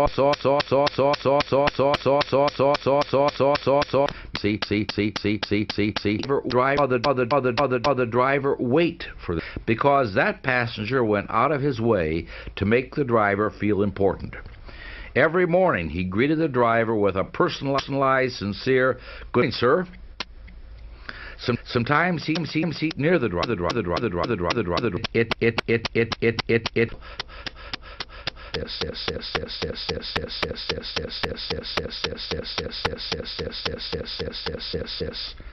For people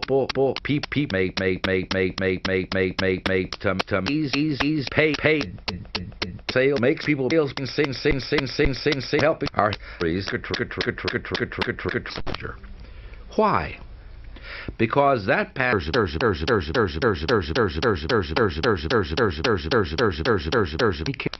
for more he offer comments like, "It must take nerves of others feel important. You help self feel important too."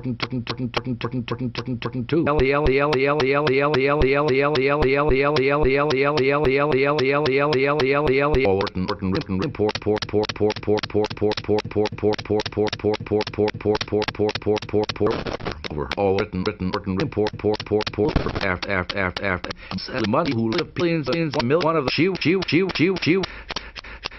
he for how the science for make people important more what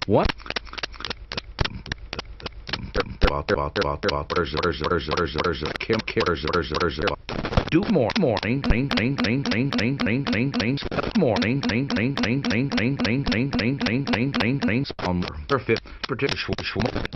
appreciate that she really appreciate that comment. And then morning when I definitely great. Had heard that elevator ever heard that elevator I made them less feel them put her hair me them walls. People feel walls. People to do mediocrity. She for me slowly for me see you see you want to feel but important so that more here that's let's do it for you personal up to do that you know appreciate that not that the pray to you all me people me people really on the don't face I to bribe pray and crazy boot or that's what to a not mental surface here in daily dollar face and call daily company or different things bigger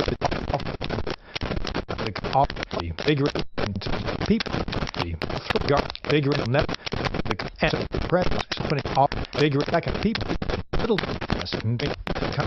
get press one practice don't mean we're and who is owners come for who's supports play but so they would make sure don't but a company like bigger and them a big or to get to make something not make to get this kind of kid this one play so it makes a title company from your page like globally it's a price misappropriate how finally its member is dead people it all said few in 6 it's support other you before you just called yeah greater and you the past long call share season and pray there you're for the when you make it first it's you rest dividend people who pass or that cell don't the peas and years the peas and the peas down work the peas and take down work raise work the peas and will get full that port there's value react this fiesta whatever dividend more healing own value pray there's 300 people to read then import then of import will be greater be your own dividend import need grower step 2% that food peas grow peas at well at people what yet very food these that money need this need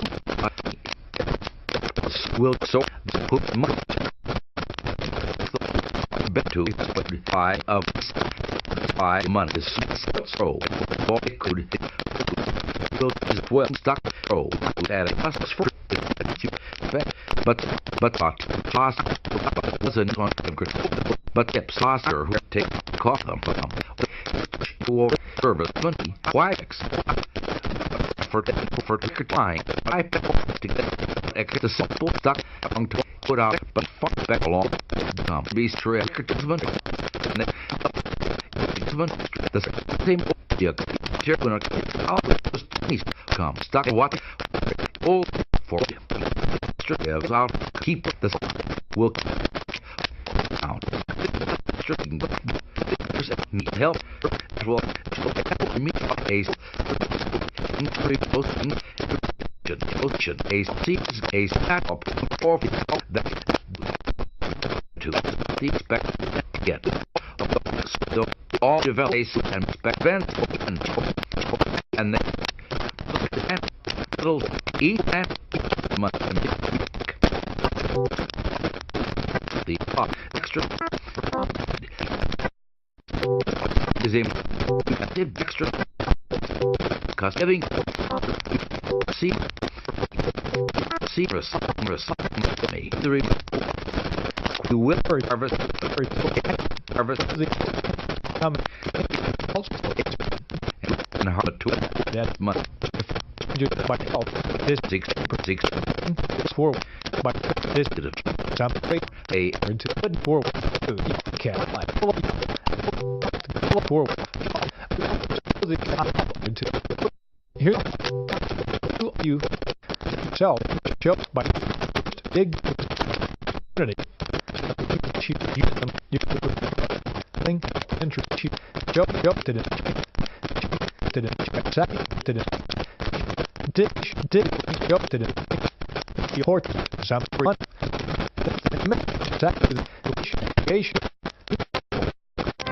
call at important people by them call yeah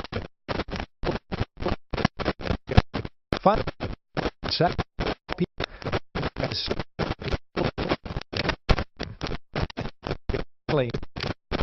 road